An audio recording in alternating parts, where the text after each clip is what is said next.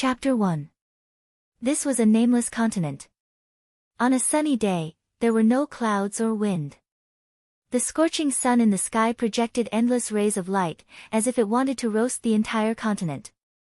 Suddenly, from somewhere in the sky, a faint brilliance flashed extremely abruptly, and what appeared with the brilliance was a strange ring. This ring came from nowhere, and no one knew where it was going. It appeared so suddenly, as if it had just passed through the void, through time and space. With an indescribable speed, it shot towards the mountain peak below. That strange humming sound was short and light. Usually, anything that flew in from outer space would leave a trail of thick smoke behind it. It was extremely loud, as if it wanted the entire continent to see it and announce its arrival. Today, this object was different. It only made a sound for a short moment, and then with a long poochie sound, it drilled deep into the rocks of the mountain peak, disappearing without a trace. This time was extremely short, and it did not cause any reaction. Even the birds nearby did not have time to fly up. The birds that were slow to react flew up in shock. They only circled a few times in the air, and then fluttered back down. They were minding their own business, and did not know that a mysterious object had appeared on this continent. After many years, mulberry fields changed. Things remained the same, but people changed. The mountain peak sank year by year, and turned into a mountain slope. Many places also became flat land. Gradually, there were signs of human habitation, and some people even lived around the mountain slope. And this mysterious ring, what exciting story could it bring? No one knew. Until today, a thin and small person stood on the left side of the mountain slope. Zhang Xiaohua was very happy. His face was full of happiness, and he stood on the mountain slope. His eyes stared passionately at the wasteland in front of him, as if this land was a piece of delicious pork belly. In fact, rather than calling it a wasteland, it was better to call it a mountain because this piece of land was in the middle of a mountain slope. It was just that this slope was relatively gentle, and only about 4% of the land could be opened up. But even this piece of land was the result of Zhang Xiaohua's father painstakingly persuading the clan leader for nearly 2 months. Zhang Xiaohua also knew that there were many barren mountains in the village, and there was very little land that could grow crops. So everyone wanted to find a place to grow food outside of their original land. Most of the other people in the village looked for barren land near the river, and his family did not have the money to bribe the clan leader, so they looked further, and looked for places that others did not want. After looking everywhere, their eyes fell on this piece of land. Zhang Xiaohua's village was called Guozhuang House. The area was about 4 miles, and it was surrounded by mountains on 2 sides. This mountain was not high, and it was more appropriate to call it a hill. A large river flowed from the entrance of the village. There was a small bridge over the river that connected to a small road in the neighboring village. There were about 40 families living in the Guo manor. Half of them had the surname Guo. It was a small family. The people with the surname Guo lived in the middle of the village, and the rest of the people naturally lived scattered around the village. The people in the village were very simple, but they were also unscrupulous. Most of the matters in the Guozhuang house were handled by the clan leader of the Guo family. Although they lived in the same village, their surnames were different, and when the clan leader handled matters, it was inevitable that he would be biased towards the clan.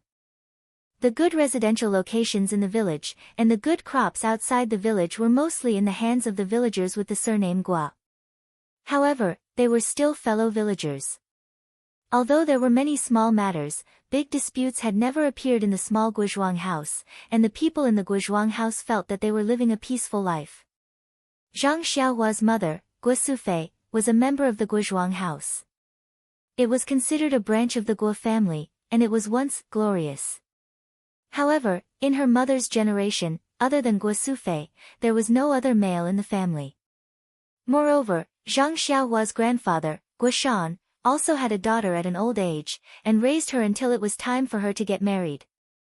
It was also when the two of them were old, and in order to support the elderly, Zhang Xiaohua's father, Zhang Kai, married into the Guozhuang house. In fact, although it was called marrying into the family, Guo Shan viewed Zhang Kai in a new light. He even allowed Zhang Kai's son to take the surname Zhang, and never once haggled with Zhang Kai. Therefore, Zhang Kai was even more sincere towards the Guo family. It was said that the wealth of a rural family was mostly related to the labor in the family. Guo Shan did not have a son, and before Guo Sufei was born, he had always wanted to have a son as his stepfather. However, due to various problems, it did not happen. Thus, the family was supported by Guo Shan alone, and the family's poverty could be seen from this. Zhang Kai did not disappoint. After he married into the Guo family, he was an expert in farming. In terms of increasing the family's labor, he far surpassed his father-in-law, Guo Shan. 1 year after the wedding, Guo Sufei was pregnant and gave birth to a grandson for Guo Shan. He was named Zhang Xiaolong. When Guo Shan and his wife saw the birth of their grandson, they were very gratified. Just as the family was looking forward to a bright future, Guo Shan fell ill from overwork, and could not leave his bed. Illness was undoubtedly a disaster for a poor family. In order to treat his father-in-law's illness, Zhang Kai sold all of his valuables. However, he still could not save Guo Shan's life, which was like a candle in the wind. When Zhang Xiaolong was 2 years old, he passed away suddenly. What made Guo Shan rest in peace was that his second grandson or granddaughter was about to be born. For this reason, before his death, Guo Shan named his children. The boy would be called Zhang Xiaohu, and the girl would be called Zhang Xiaohua. After Guo Shan passed away, Zhang Kai's mother-in-law's health also deteriorated. Fortunately, Zhang Xiaohu's birth slightly reduced the old woman's grief, and thus, the family's peaceful life was preserved. The life of a farmer was not about working in the fields or going home to eat. Their lifeblood was the land. In the past, Zhang Xiaohu's family was not very prosperous, so the land could be used. As Zhang Xiaolong and Zhang Xiaohu grew up, Zhang Kai had always been worried about the land. At the very beginning, he and his wife, Guo Sufei, took Zhang Xiaolong and Zhang Xiaohu to the patriarch's house to kowtow and pay their respects. Perhaps because of Guo Shan's face, the patriarch gave them a small plot of land by the river, which could be considered as solving Zhang Xiaohu's urgent problem. Zhang Xiaohua was born when his eldest brother was 7 years old. At that time, the family already had 2.5 laborers, and the family's poverty situation was slightly alleviated. Speaking of Zhang Xiaohua's birth, it was quite magical. The weather was originally dry for more than 2 months, but on the night of Xiaohua's birth, there was a sudden rainstorm. The rainfall in the mountains increased sharply, and the small river outside the village did not even cross the small bridge. The scene was very frightening. When Guo Sufei gave birth to Xiaohua, she also saw a sky full of flying flowers. Therefore, Zhang Kai's expectations for Xiaohua were very high. When he was naming her, he even asked the teachers of the neighboring villages for reference.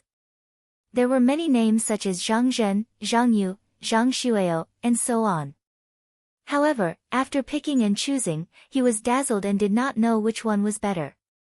In the end, when he thought of the sky full of flying flowers and his deceased father, Guo Sufei went against the objections of others and gave Zhang Xiaohua such a popular name. Although Zhang Xiaohua was a standard boy. At this time, Xiaohua was already 12 years old. Children of farmers always matured early. As early as a few years ago, Xiaohua had already been busy with the affairs of the farm with her father and 2 brothers. It was not that Zhang Kai did not think of sending the children to school to learn how to read and write. When they grew up, they would be literate and seek scholarly honors. However, Guo village was a small village, and there were not many scholars in the village. They could not afford a small school. The school in the neighboring village belonged to another big family, and the fees for Guo village's children were high. Xiaolong and Xiaohu could not think about it. At that time, the family was poor, and Zhang Kai wanted to but could not. When Xiaohua was young, he also sent her to school for a few days. According to the teacher, Xiaohua's aptitude was only average in the school. Even if she tried her best, she would only be literate. If she wanted to seek scholarly honors, it would be like the moon in the water.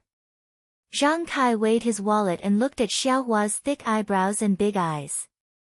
He gave up on his hopes and brought the children back to Guozhuang house, which was the main occupation of the farmers.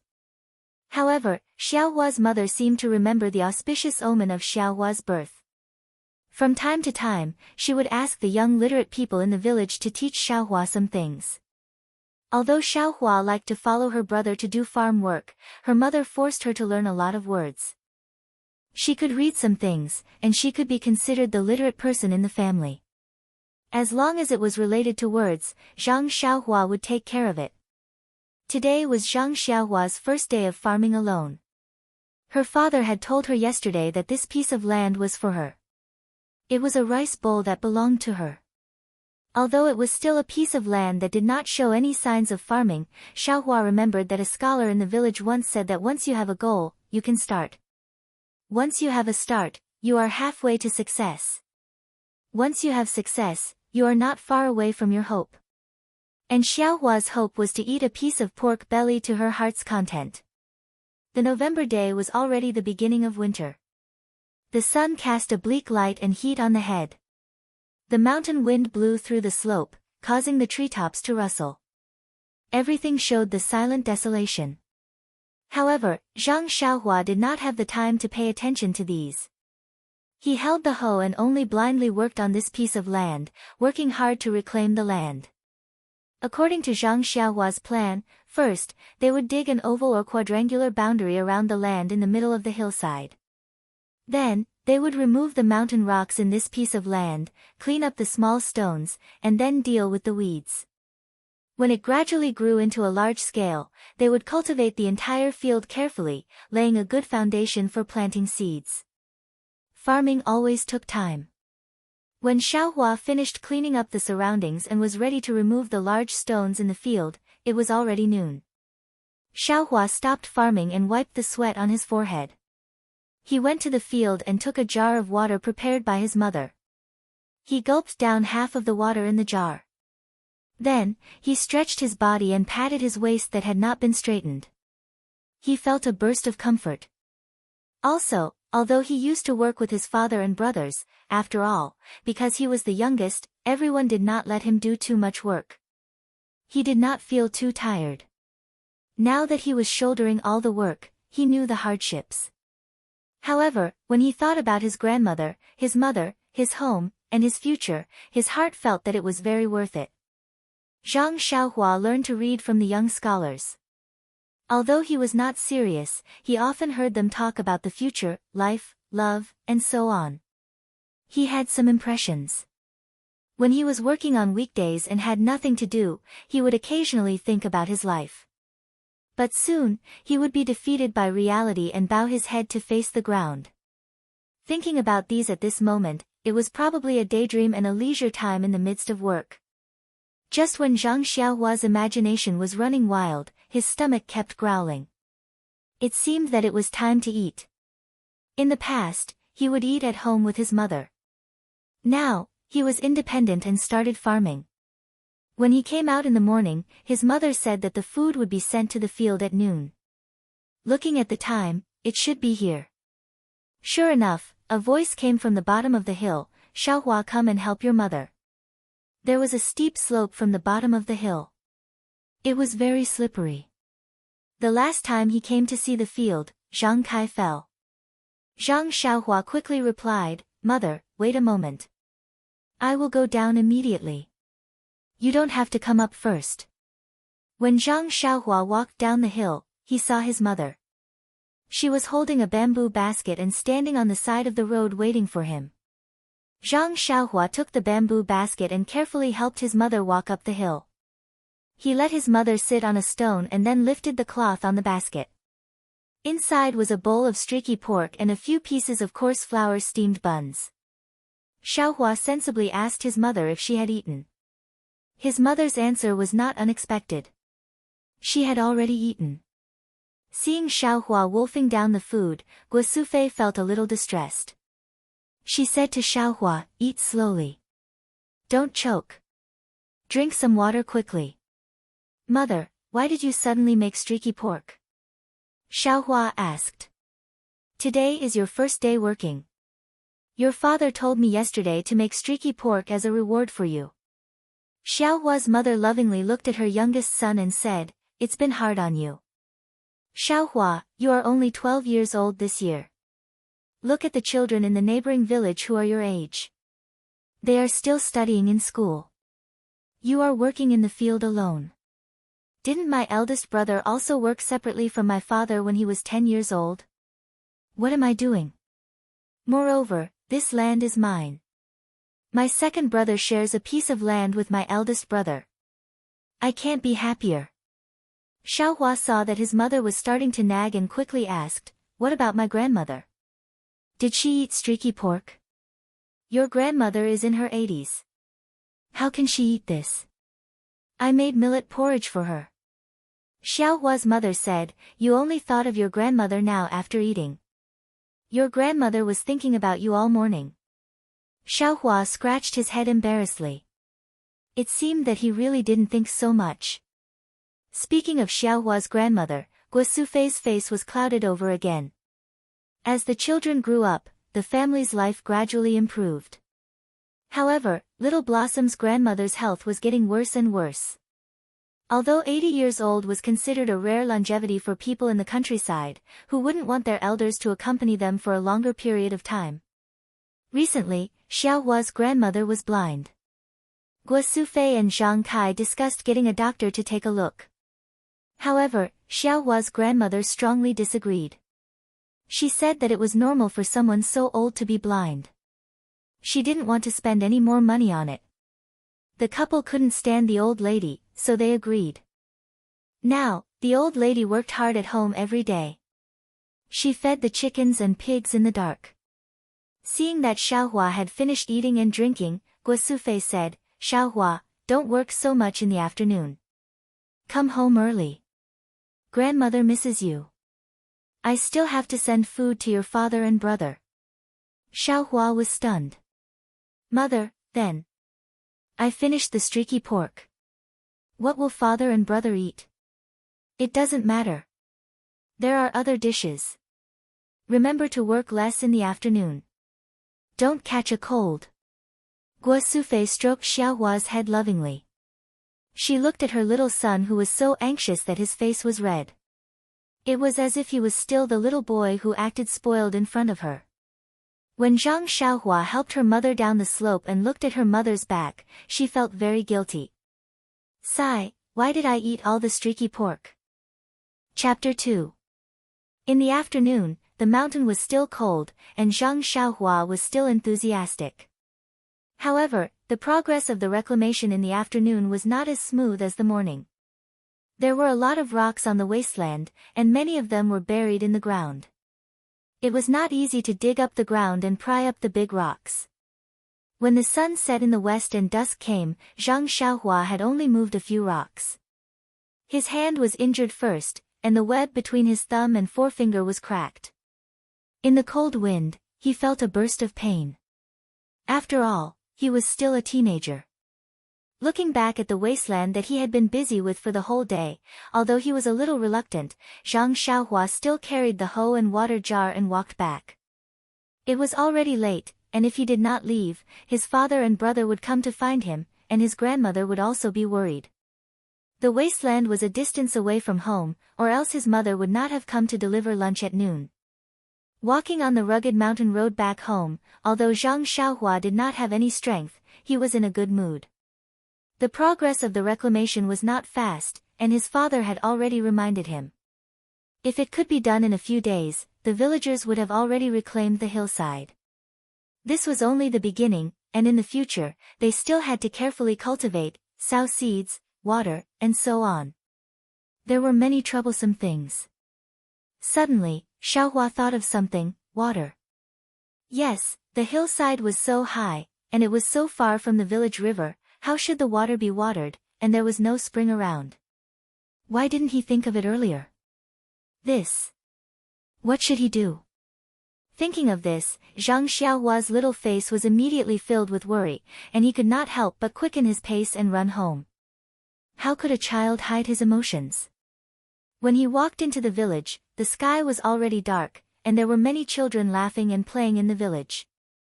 Seeing Xiaohua carrying a hoe, some familiar villagers stopped Xiaohua and asked him about the reclamation, and Xiaohua answered them one by one.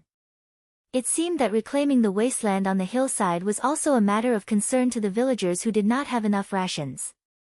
However, Xiaohua was also very absent-minded. Everyone thought that he was tired, so they didn't ask in detail. Only then did Xiaohua rush home. Zhang Xiaohua's house was in the south of the village. From the perspective of feng shui, it was downwind and water. However, the area was not small. With Zhang Kai's efforts, there was actually a small courtyard. The walls of the small courtyard were not high. They were made of yellow mud and could be seen from the outside. From afar, Zhang Xiaohua could see her grandmother's figure leaning on a walking stick. As she was blind, her grandmother did not go out much. Now that she was leaning on the fence door, she must be worried about her youngest grandson. Hearing the approaching footsteps, Grandma smiled. Although she looked at Zhang Xiaohua blankly, she was unusually kind. "Xiaohua, you're back. Are you tired today?" Zhang Xiaohua ran a few steps, entered the door, put down the hoe and water jar, and held her grandmother's arm. She quickly replied, "I'm not tired, Grandma. It's not like I haven't done farm work before." Grandma held Zhang Xiaohua's hand and said, "Our Xiaohua is already an adult." Grandma forgot. Grandma's hand happened to touch Zhang Xiaohua's hand where the web between her thumb and forefinger was cracked. Zhang Xiaohua gasped in pain. Although she did not cry out, Grandma heard it and said loudly, "Xiao Kai, quickly come and see the child." Zhang Xiaohua's father had actually just returned. He was washing in the courtyard when he heard his mother-in-law's voice. He looked carefully and said, "It's okay, Mom. Xiaohua worked too hard and her hand was cracked. It will be fine in a few days."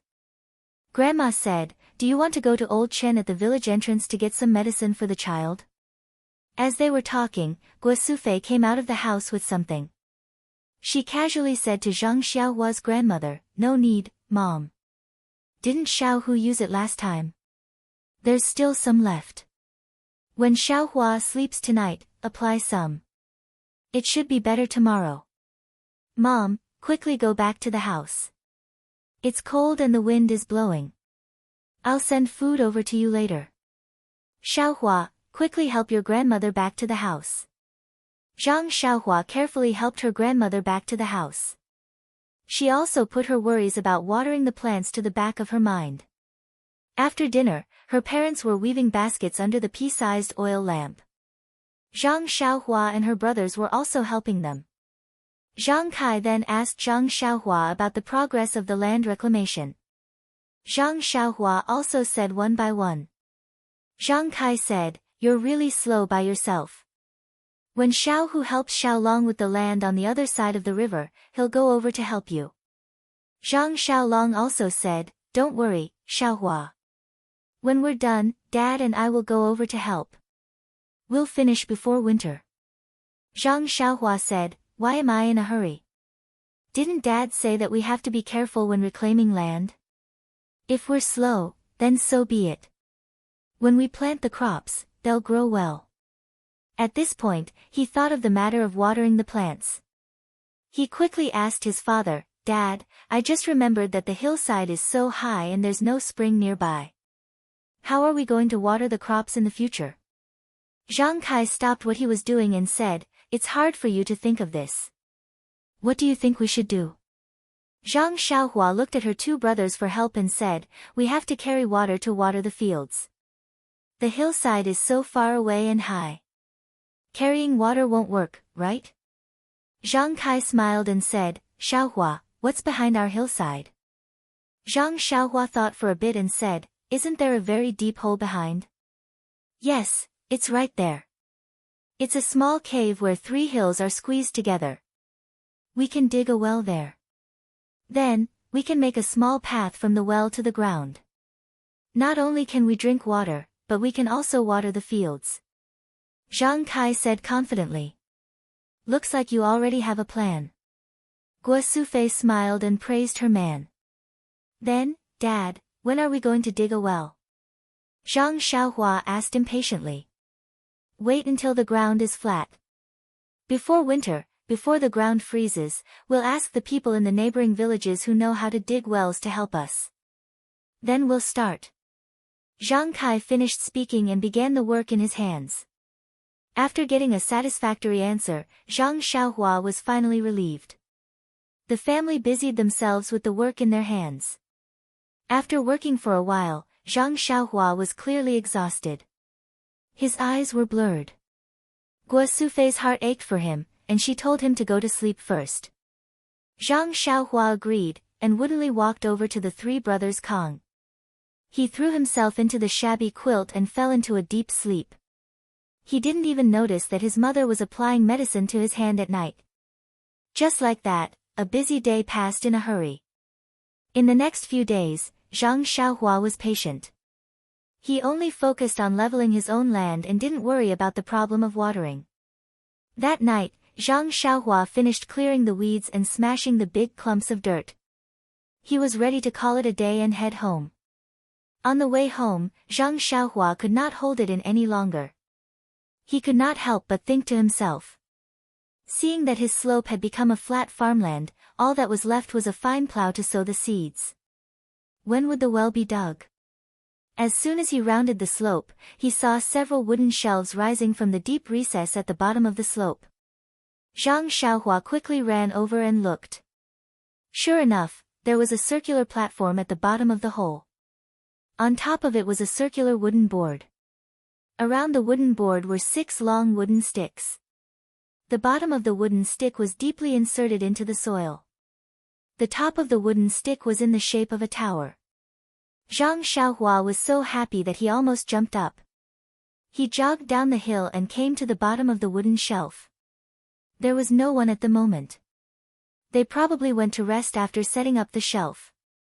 Zhang Xiaohua patted and touched here and there. It was very strange. How could they dig a deep well with just these few shelves? Just as Zhang Xiaohua was feeling strange, someone called out to him from the top. Xiaohua, where are you? It was second brother Xiaohu. Xiaohua quickly replied, I'm here. Second brother, come and see. We're ready to dig a well. Zhang Xiaohu also slipped down the hill. He pulled Zhang Xiaohua and said, Okay, I know. Big brother and I helped get these things here in the afternoon. Big brother said it was a surprise for you, so he didn't tell you. Right now, Mom and Dad are waiting for you to come back. Let's go quickly. The two brothers jogged all the way back home. The dining table was already set up in the small house. Dad and Big brother were sitting at the table, but they didn't see anyone else that they didn't know. Zhang Xiaohua couldn't help but ask, Dad, where are the people digging the well? Zhang Kai smiled and said, they all went back. Our family doesn't have much money. We promised them that they would only take care of lunch and not dinner. Also, our family members also need to help. This way, we can give less money. Zhang Xiaohua agreed and went out to help her mother prepare dinner. After dinner, Zhang Kai assigned tasks to everyone in the family. Zhang Xiaohua and his brothers were naturally to help out. Xiaohua's mother was in charge of cooking and delivering food. Zhang Kai had to buy materials and find people to help out, etc. In short, other than Xiaohua's grandmother, the whole family had to help out. Of course, Grandma had to look after the house and feed the chickens. Early the next morning, Zhang Xiaohua woke up early and rushed her two brothers, who were on the Kang bed, to dig the well together. However, Zhang Xiaohua's mother insisted that they eat something before leaving. She said that Zhang Xiaohua's father had already gone. Moreover, they had agreed on the time. If they went early, there wouldn't be anyone. The three of them didn't know how to dig a well, so it would be useless even if they went. Zhang Xiaohua could only be patient and accompany them to eat breakfast. When they came out to the hillside, the sun had already risen. Seeing that there were already a few people working in the cave, Zhang Kai hurriedly called them over to help. They moved some of the stones and soil that they had dug out to the side. Thus, everyone started working in full swing. After being busy for a few days, Zhang Xiaohua found that digging a well was a very simple thing. They just needed to find a place and pull out a frame to dig down. However, finding a good place and ensuring that the dug place wouldn't collapse required experience. For example, this wooden frame was necessary. Otherwise, if people dug deeper and deeper, how could the soil be transported up from the ground and how could people come up? However, speaking of the location, Zhang Kai was also lucky. His family had discussed the location with him because it was close to the field. He didn't expect that they could dig out water. The master who dug the well looked all over the mountain and finally settled on this place. He said that there might be a spring below and he wanted to try digging. If they dug out sweet mountain spring water, it would be better to use it to water the field than to eat it. Hearing this, Zhang Kai ignored it. It was so far away from home. How could they carry water? Could they carry a few buckets of water from here every day to cook at home? The days of digging the well passed. The well was dug deeper and deeper, but there were also more and more difficulties. The progress was obviously slowing down. Because they were digging from the low-lying areas of a few hillsides, they would dig out a lot of stones from time to time. Fortunately, they weren't too big. Moreover, they didn't encounter the so-called large stones. Otherwise, they would have to give up before the well was dug. After a few more days, perhaps Zhang Kai's luck had reached its end. Digging the well finally encountered a big problem. This afternoon, Zhang Xiaohua went down to the well, picked up the hoe, and began to dig. Who knew that the first time she dug, she hit what seemed to be a hard stone. Zhang Xiaohua's hand was numb. According to her previous experience, Zhang Xiaohua chose a place further away from the previous one and dug again. Dang, it was obviously the same stone again. Zhang Xiaohua couldn't help but be a little flustered. She dug a few more times around the well. There were no exceptions. They were all stones. Zhang Xiaohua pulled on the rope tied around his waist and had someone pull him up. With a sullen face, he told his father what had happened. Zhang Kai and the well digger also went down to take a look. When they came up, they were silent. The well digger discussed with Zhang Kai and asked the others to go to the side to rest first. After lunch, they would come back to help. Finally, they confirmed whether it was a very large stone or a layer of stones. Seeing that everyone had dispersed and sat on the ground to rest, only Zhang Xiaohua looked at the well that wasn't dug well. She felt uneasy. She was really afraid that it was a layer of stones. If she couldn't dig further, her many days of hard work would be wasted. Perhaps she couldn't dig the well anymore. Zhang Xiaohua asked Zhang Xiaolong to put her back to the bottom of the well. She didn't give up and started digging again. Chapter 3. At this time, it was already past noon, and the sun was hanging high in the sky. But because the well had been dug deep, they couldn't see anything at the bottom of the well. They could only rely on the oil lamp that was brought down the well for illumination. Zhang Xiaohua's face couldn't see any determination under the flickering light. He thought for a moment, then raised the hoe and dug in a direction. Dang, dang. The sound continued. He changed a few more directions, but it was the same. What should he do? It seemed that he was really at the end of his rope. Zhang Xiaohua wanted to give up a little. It was better to go up first. After a while, he would expand the well and take a look. But his mother hadn't sent him food yet. Should he dig from the bottom first? Thinking about it, Zhang Xiaohua didn't stop. He continued to dig from the front, waist-deep place, and found a direction to dig. When he was digging, he suddenly heard a dang sound. Xiaohua couldn't help but be surprised. Another stone. But then he used the hoe again, and there was no more sound. Zhang Xiaohua was surprised, but he didn't think much about it. Maybe it was a small stone. As long as it wasn't a big stone, it was fine. After digging about a step forward, Zhang Xiaohua tried to dig down again. He hoped that he wouldn't hear any annoying sounds. In the end, he didn't have much comfort. The next step in this direction was also the same stone. Just as Zhang Xiaohua was about to take a break and change the direction, Zhang Xiaolong's voice came from above. Xiaohua, come up and eat. Mother has sent food. Zhang Xiaohua was pulled up from the well by his brother. Looking at Zhang Xiaohua's face, Zhang Xiaolong didn't ask anymore. He just brought him food and watched him wolf it down. Then he comforted her, it's okay, Xiaohua.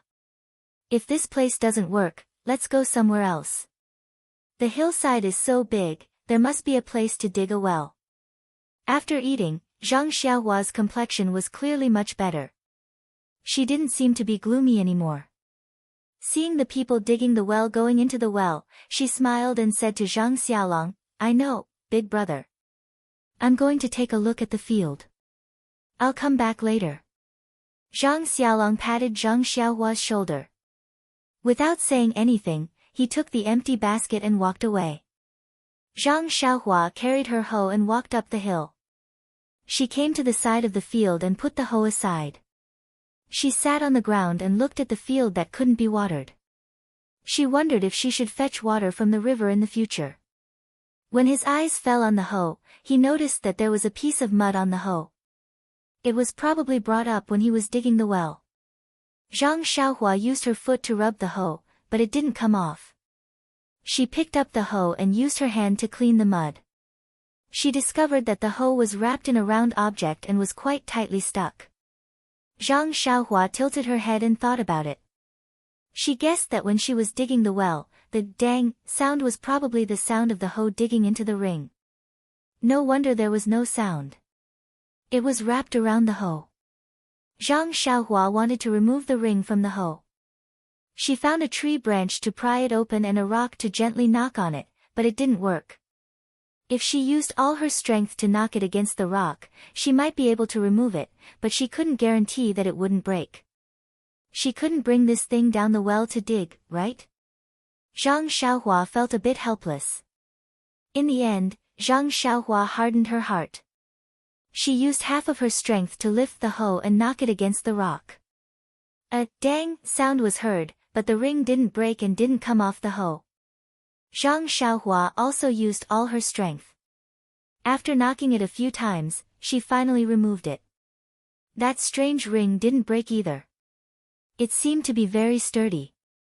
Zhang Xiaohua picked up the ring and used her clothes to wipe the mud off it. Only then did she see clearly that it was a bracelet. It was about 2 fingers wide, black, without any patterns, and flat. She didn't know what material it was made of. Zhang Xiaohua was about to take a closer look when she heard Zhang Xiaolong's joyful voice from down the hill. Xiaohua, come quickly. There's hope. When Zhang Xiaohua heard this, she jumped up happily. She didn't have time to look at the bracelet she picked up.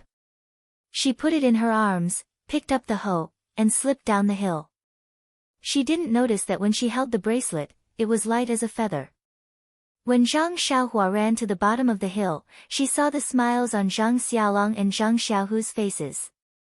She also saw Zhang Kai's slightly bitter face.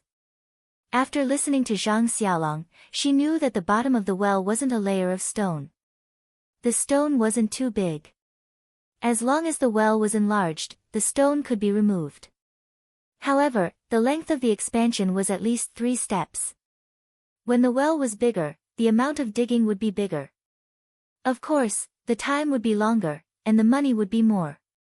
However, it was good that they didn't have to choose a new place, open a new well, or water the ground.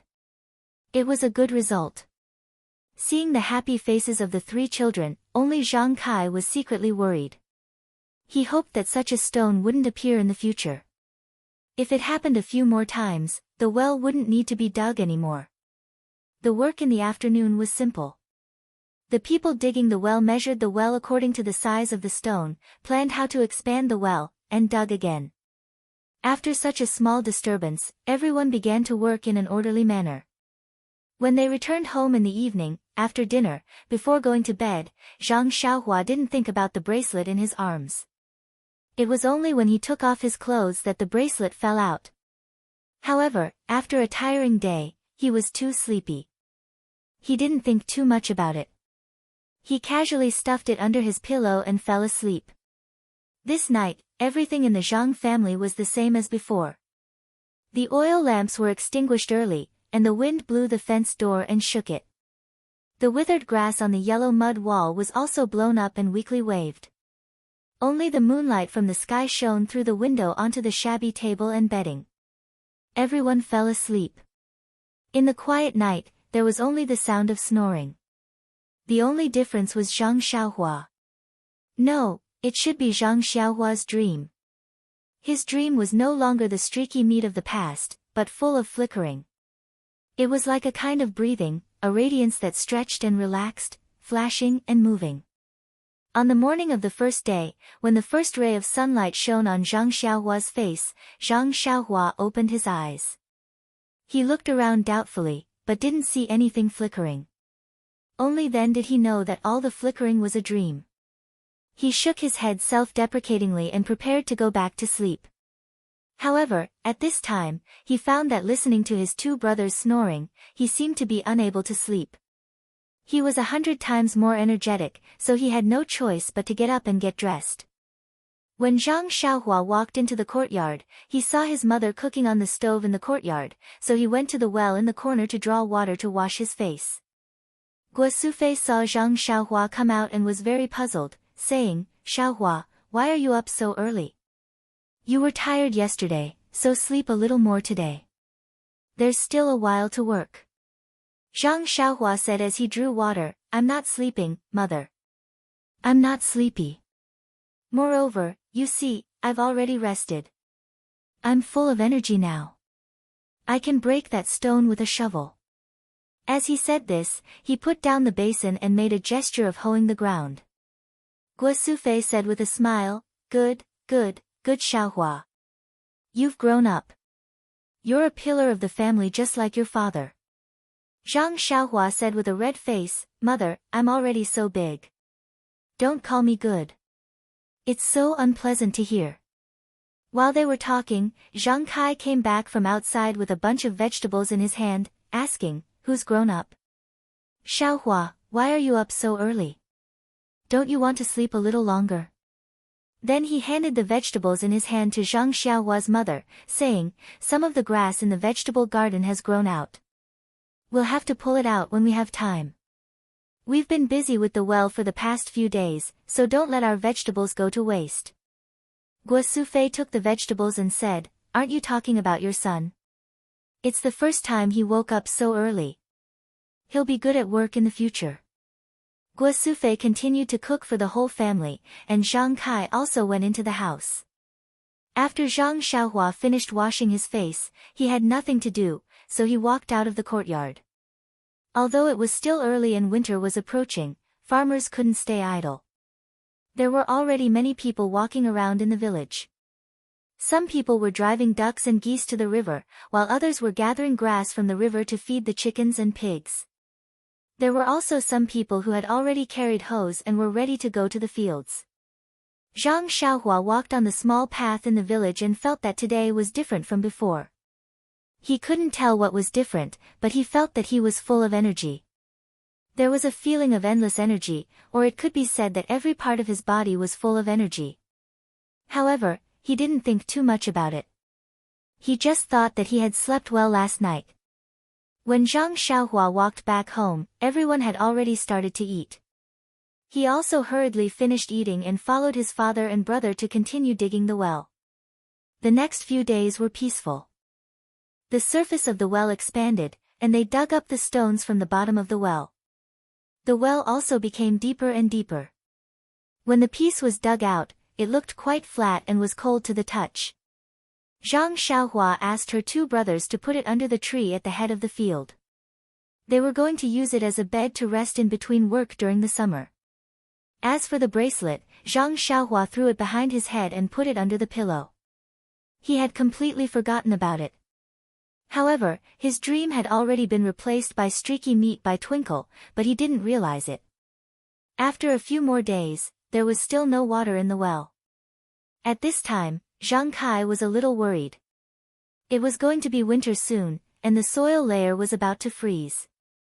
Although the bottom of the well wouldn't freeze, it was not as smooth as before when they worked. That night, the family gathered together to do farm work after dinner. Zhang Kai frowned and discussed with Guo Sufei that if the well didn't water in a few days, they would probably stop working. They would talk about it again when spring came. At this time, Guo Sufei said, "Father, do you know that Mr. Wu's family in the neighboring village also bought a piece of land on the southern slope?" Zhang Kai said, "I don't know, but I heard that they are digging wells on the southern slope." Guo Sufei said, "It's that well. It's dug by Mr. Wu's family. Like us, it's also used to water the fields. Today, when I went to the river to pull grass to feed the chickens, I met Guo Quan's family at the entrance of the village. Didn't her sister-in-law marry Mr. Wu's brother? Guess what she said to me?" "What did she say?" "Is the well already filled with water?" Zhang Kai asked in surprise. "Didn't they fill it later than us? How can it be filled with water so soon? You think it's filled with water quickly? There's something worse than that." Guo Sufei said angrily. "Hey, what's that?" Not only was Zhang Kai interested, but the three brothers were also curious.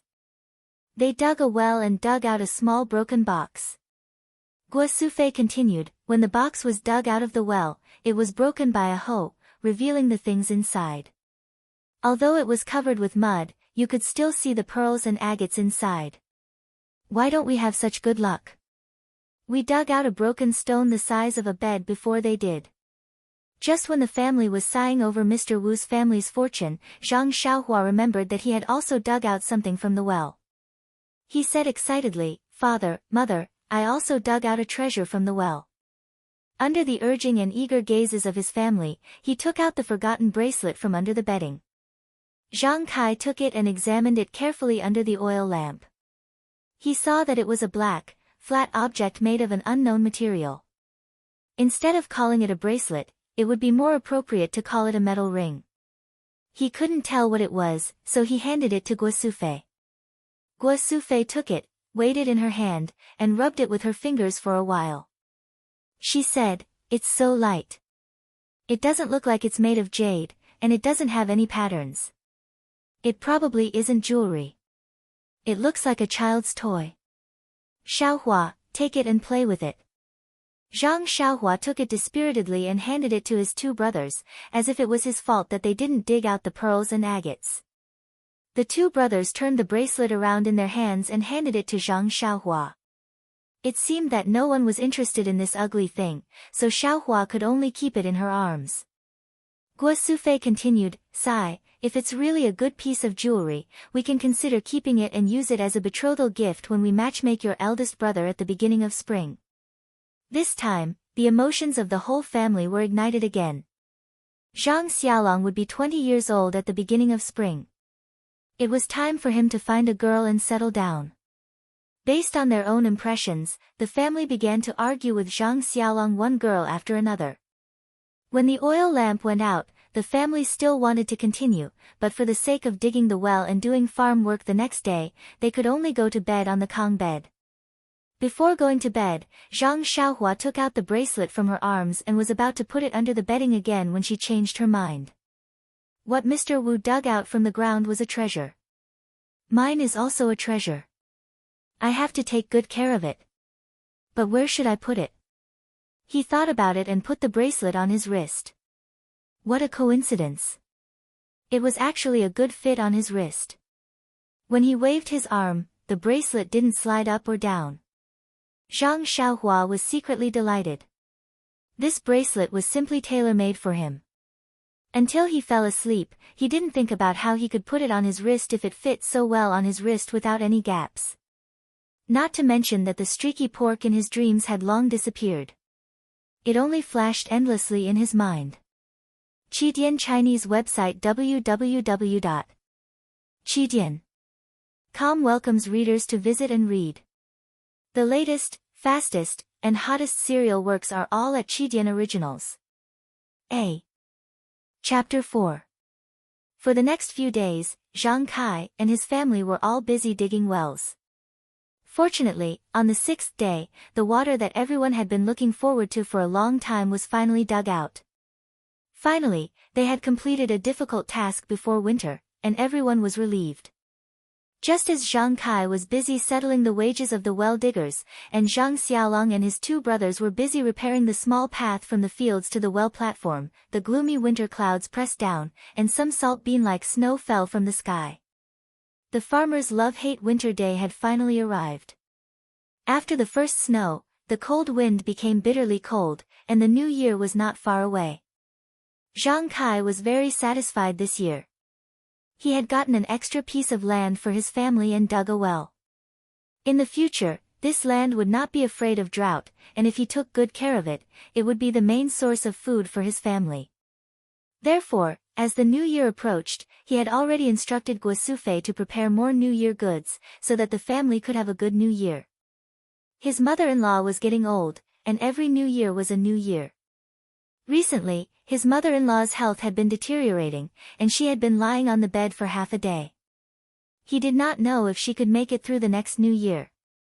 Thinking of his parents and how well his father-in-law treated him, he could not hold back his burning desire, and looked forward to a good New Year. It was easy to buy the New Year goods for the farmers. The so-called rich meant that there were many styles, but the quantity was limited. In fact, in terms of style, most of them were mountain goods that were dried on a daily basis, and only a few things were bought by Zhang Kai from faraway markets. Because of his mother-in-law, Zhang Kai had bought some food that they had not seen before this year, which made the three brothers envious, and they wanted to try it early in the new year. Guo Sufei, in addition to being busy with New Year's matters, spent most of her time in the village looking for relatives. Sometimes, she would go to the neighboring villages to inquire.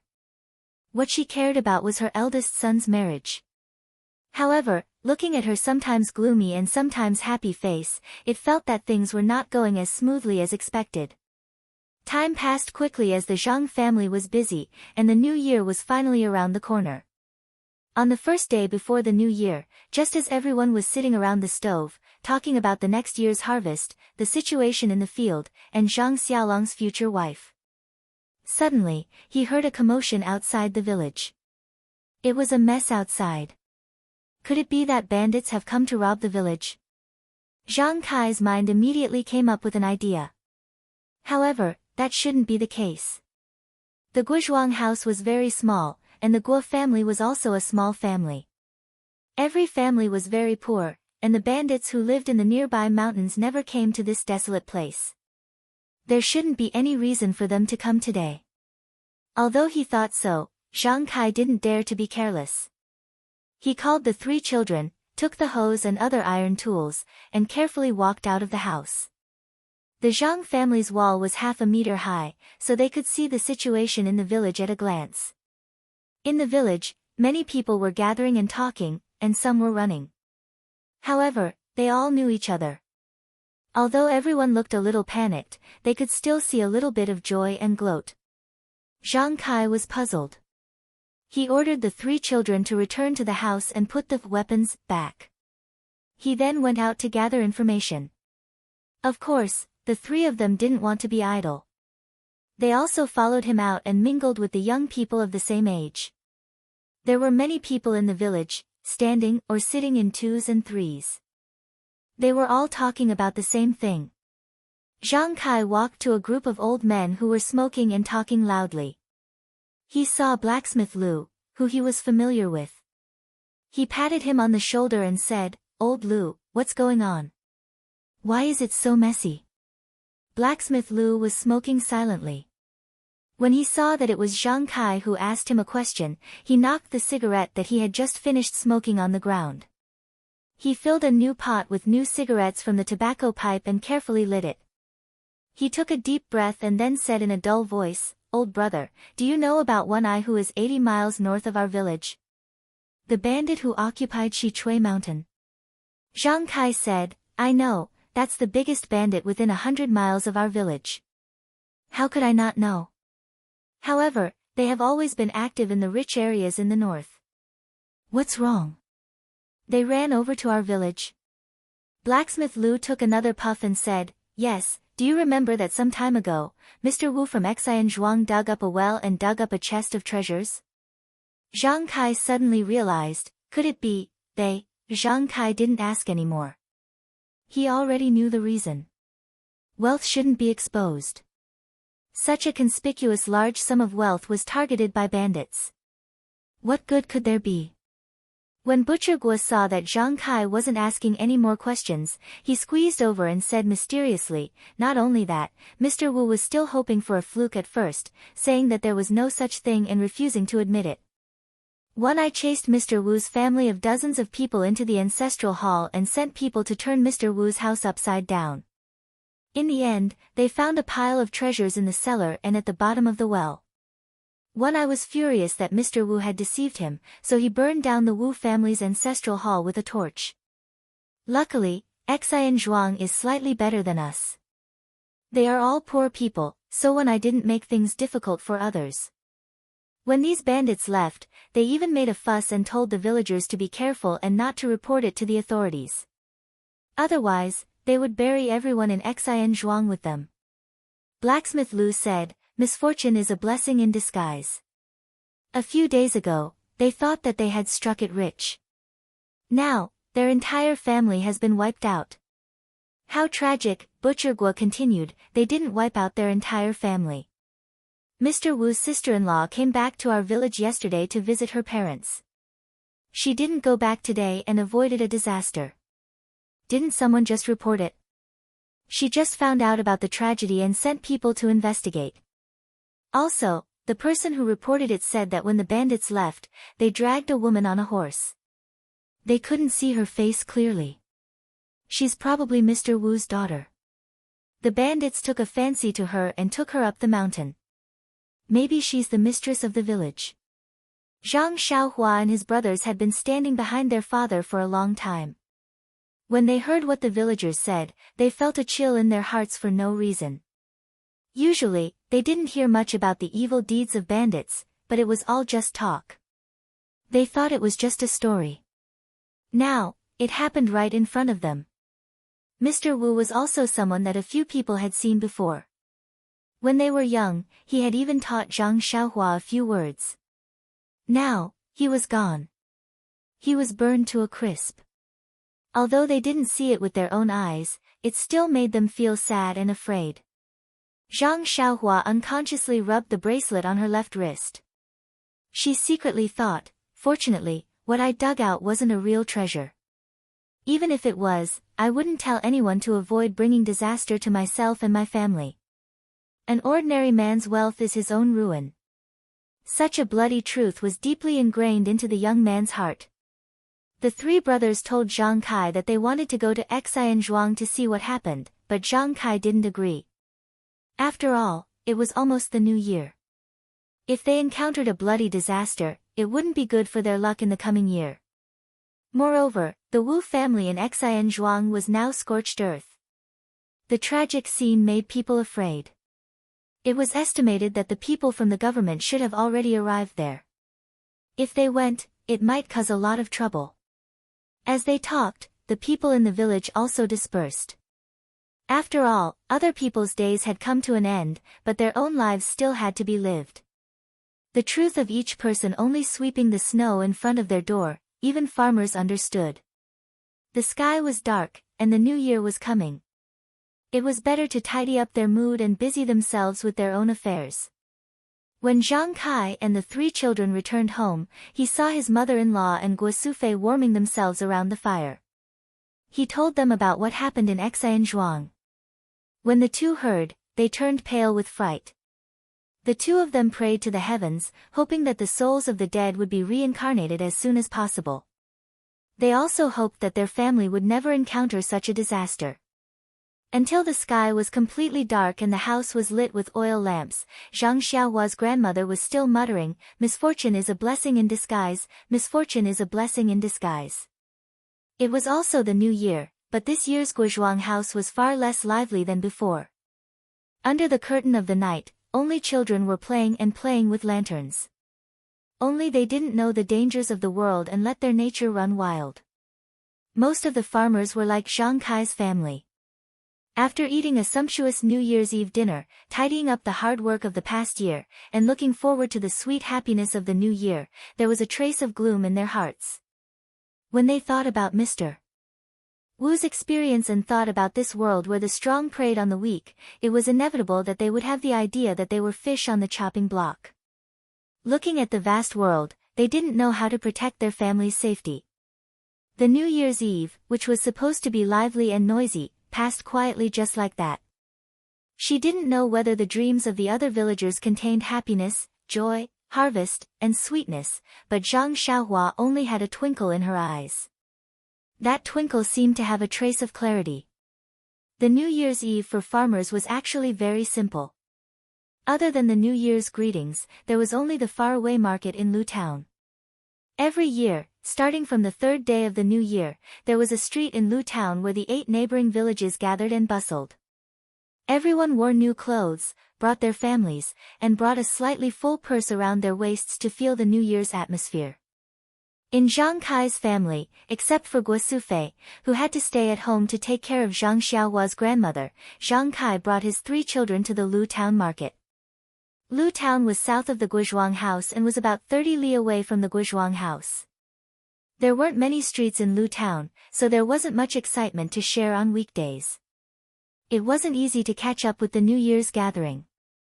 Everyone took out the energy they had accumulated for a year and squeezed out a street in Lu Town.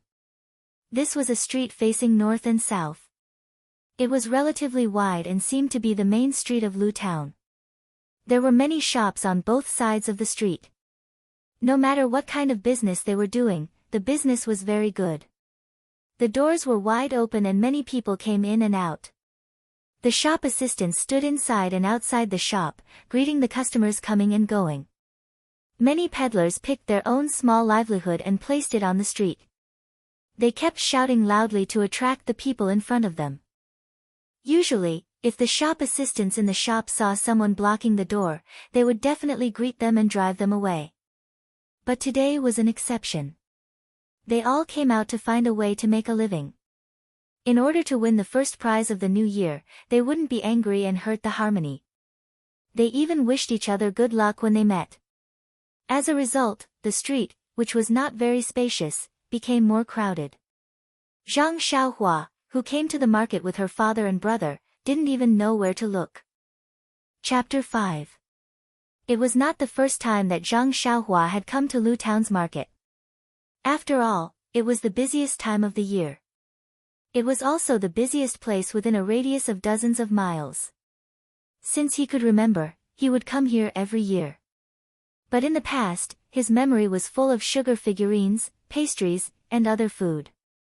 There was no other content, so he had never thought about what was crowded. Or perhaps, shuttling through the crowd was a kind of game that he found fun when he was young. But this time, when he stood at the north entrance of the street, looking at the crowded crowd, looking at the shops and stalls selling all kinds of goods, toys, and food, Zhang Xiaohua only wished that he had more eyes. Zhang Kai and his family followed the crowd from the north entrance of the street to the depths of the street. Every time they passed by a shop, they would squeeze in to take a look, whether it was selling silk, antiques, or even a pharmacy. They would stop for a moment. Zhang Xiaohua and his brothers were not only looking at the things being sold, but also at the crowd around them. In the small mountain village, they rarely saw so many people, especially beautiful and flamboyant girls, which attracted the young man's attention. Unfortunately, the 3 of them looked ordinary and dressed simply. At first glance, it was obvious that they lived in a mountain village. The girl's eyes slipped away from them, far from staring at people like they did. Occasionally, a girl felt their burning gaze and naturally shyly walked away. There were also some girls who looked back at them, which made the 3 of them blush unnaturally. Zhang Xiaohua only looked at things that were more fresh than when he was a child. Zhang Xiaolong and Zhang Xiaohu looked more at the future.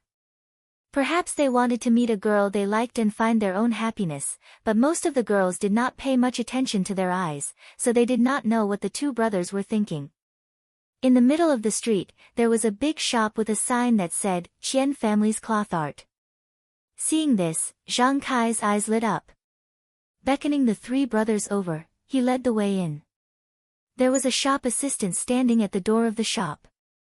When he saw Zhang Kai walk in, he hurriedly greeted him and said, "Sir, please come in. What would you like to see?" He didn't seem to notice Zhang Kai's uneasiness and the fact that his clothes were not brand new. After Zhang Kai walked into the fabric shop, he didn't go directly to the counter.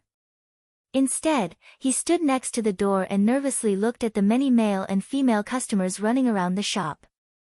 He didn't know what to do, and when he heard the shop assistant call out to him, he came back to his senses and awkwardly said, Get some clothes for the children, and also buy some cloth for the children's mother."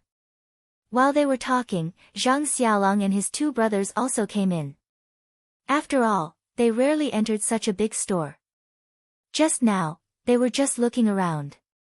Now that they really had to buy things, they didn't know what to say. They were a little timid. The shop assistant, on the other hand, didn't seem offended at all. He continued to smile as he welcomed them and said, "Then please come over here and take a look to see if there are any suitable fabrics." As he spoke, he brought them to a corner of the counter and showed them the fabrics on it. There were very few people at this corner of the counter. There were two groups of people who came first. One group was two young ladies who were looking down at the colors. The other group was a family of 3 with a child. They had also picked out the fabrics and were being wrapped up by the shop assistant. Aside from this corner of the counter, the rest of the place was filled with colorful satin and other fine fabrics. There were also many people in bright clothes surrounding the counter, commenting and picking. It seemed that the shop assistant also had good training and knew the needs of the customers. Looking at the clothes of Zhang Kai's family, he knew that what they needed was durable, not gaudy surfaces. Although the shop assistant was already very considerate and took Zhang Kai and the others to the right place, Zhang Kai still had a difficult expression on his face. Because in the past, when they came to this kind of cloth shop, it had always been the child's mother who made the decision. What to buy, what to buy, what to buy, what to buy, it didn't need Zhang Kai to worry. This time, because Zhang Kai was at home accompanying the child's grandmother, she let Zhang Kai come to buy cloth. Zhang Kai didn't think too much about it. When he arrived at the shop, he didn't know what to buy. Looking at the shop assistant's somewhat ugly expression, Zhang Xiaolong was quick-witted. He hurriedly walked forward and said to the shop assistant, "Let's take a look first. You should take care of the other customers first." After the shop assistant walked away, Zhang Kai couldn't help but say regretfully, "Look at my brain. When I left, I didn't ask your mother what kind of cloth to buy. Now it's great. Us big men have to go back empty-handed." Coincidentally, the taller of the two girls who had just been choosing cloth just happened to walk behind Zhang Xiaolong and pick up a piece of navy blue cloth on the counter. When she heard Zhang Kai's words, she walked back to her companion's side. Her eyes looked at Zhang Xiaolong again, seeming to discuss something. Then she walked over and said to Zhang Kai, "This uncle, I want to discuss something with you." Zhang Kai said in puzzlement, "What's the matter?" Mississippi, the taller girl said, "Uncle, I was just about to pick out a piece of clothing for my brother, but he didn't come over.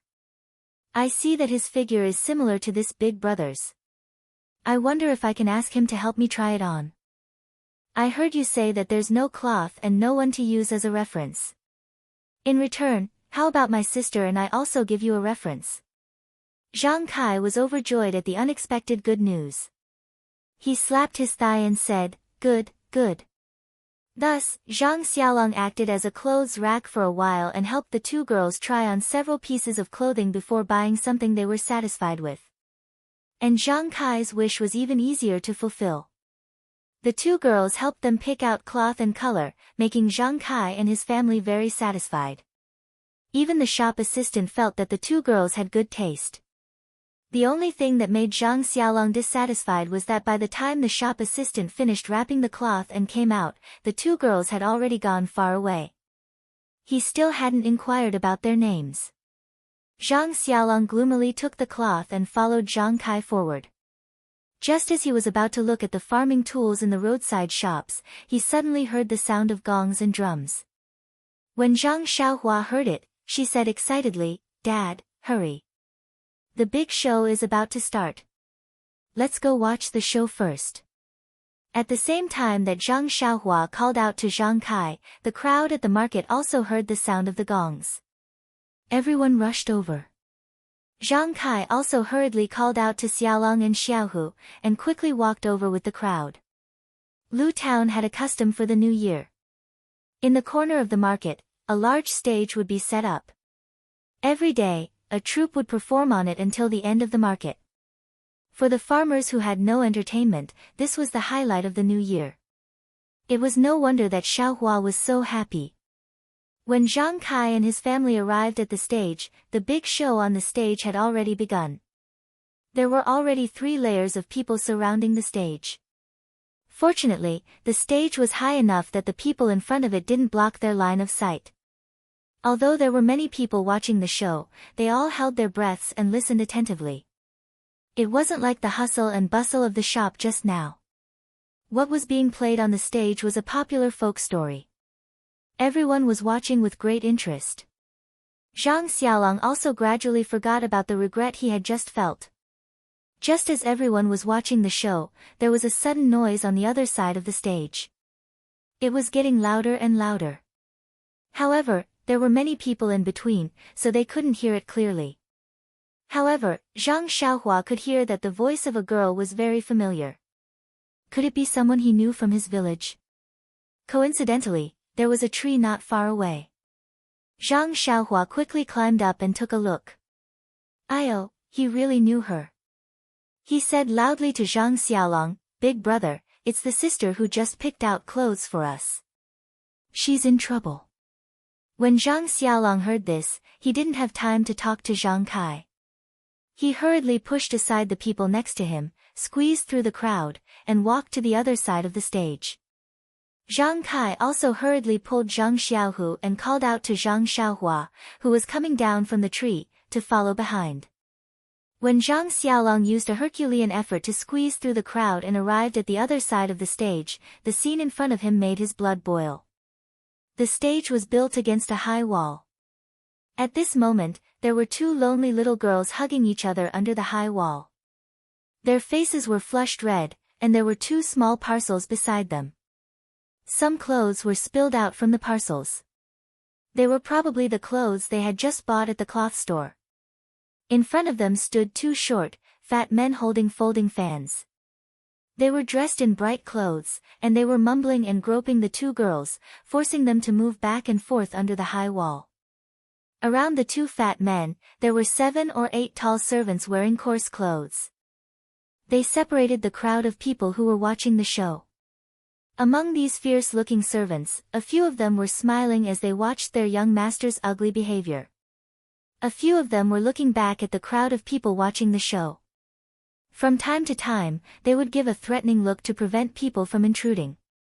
Although there were a few people who wanted to stand up and help the 2 bullied village girls, they were all frightened by the evil servants. They could only look over there with unwilling eyes. After Zhang Xiaolong rushed over and saw the situation, he was thinking about how to deal with it.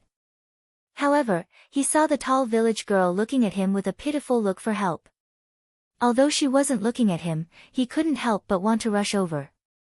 At this time, Zhang Xiaolong was pulled back by the people behind him. When he looked back, it was his family. Zhang Kai grabbed his arm. Zhang Xiaolong was anxious and said, "Father," Zhang Kai said in a low voice, "Xiaolong, don't be impulsive. We can't beat them." Zhang Xiaolong said, "But, if we don't help, those 2 girls will be bullied." Zhang Xiaohua also said, "Yes, father. Just now, that big sister also helped us." Zhang Kai said, "Of course you can help, but you can't not help. Instead, you can't put yourself in trouble. Look over there, that person wearing black clothes and holding a broadsword."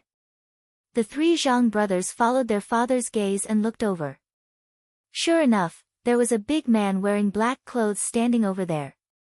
He held a broadsword in his left hand and crossed his hands in front of his chest. He leaned against a tree and squinted his eyes as if he was asleep. It seems that he should be the 2 naked bodyguards. It seems that a large part of the reason why many people didn't dare to go forward was because of the broadsword in the bodyguard's hand. What should they do? Zhang Xiaolong was also a bit anxious. Just as Zhang Xiaolong was hesitating, the situation on the other side of the high wall became worse. The two short and fat young masters had already pulled the two village girls away and were using all their strength to drag them to the small alley at the corner of the high wall.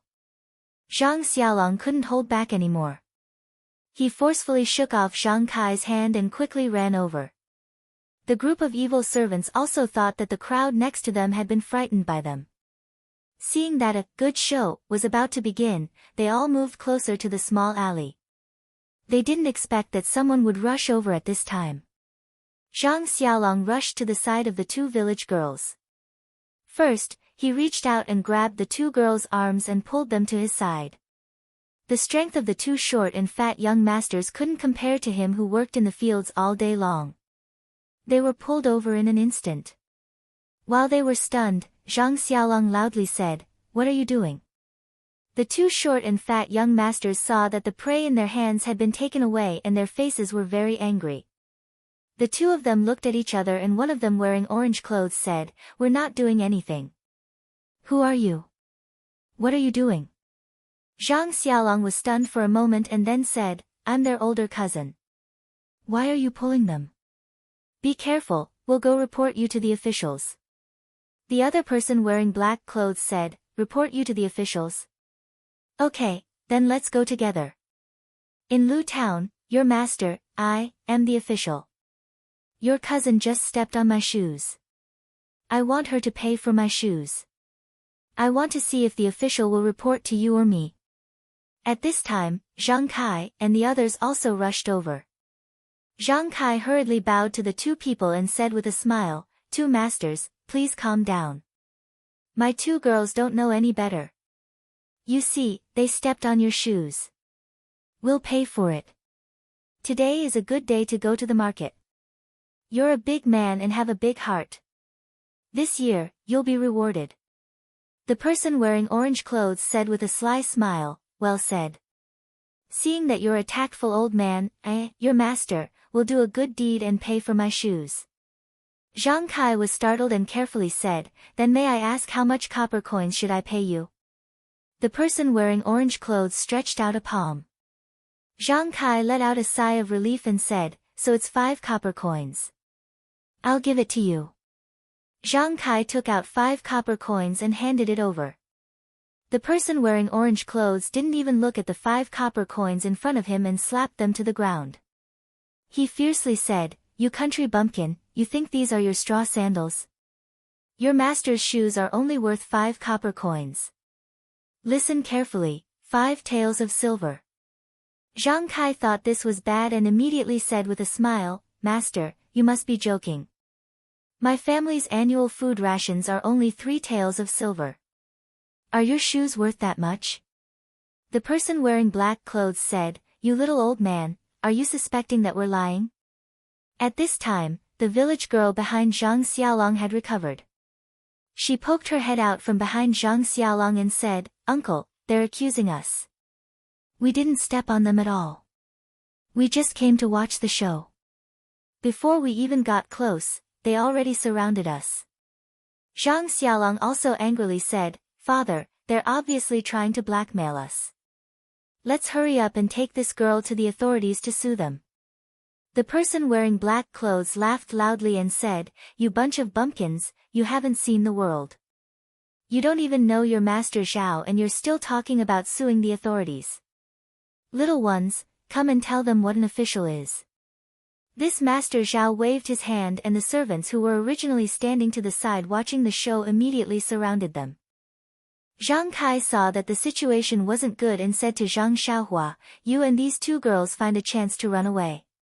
We'll protect you." After he finished speaking, he took Zhang Xiaolong and Zhang Xiaohu to fight with the servants who surrounded them. Zhang Xiaohua also pulled the two girls and ran into the crowd watching the show.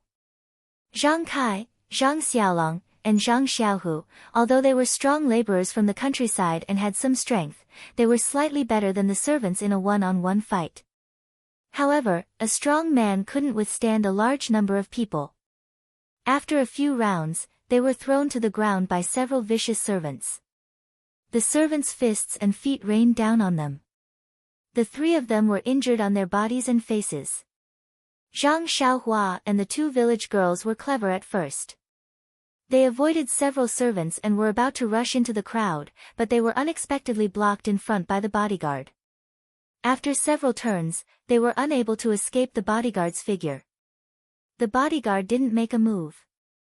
He just blocked them and didn't let them go forward.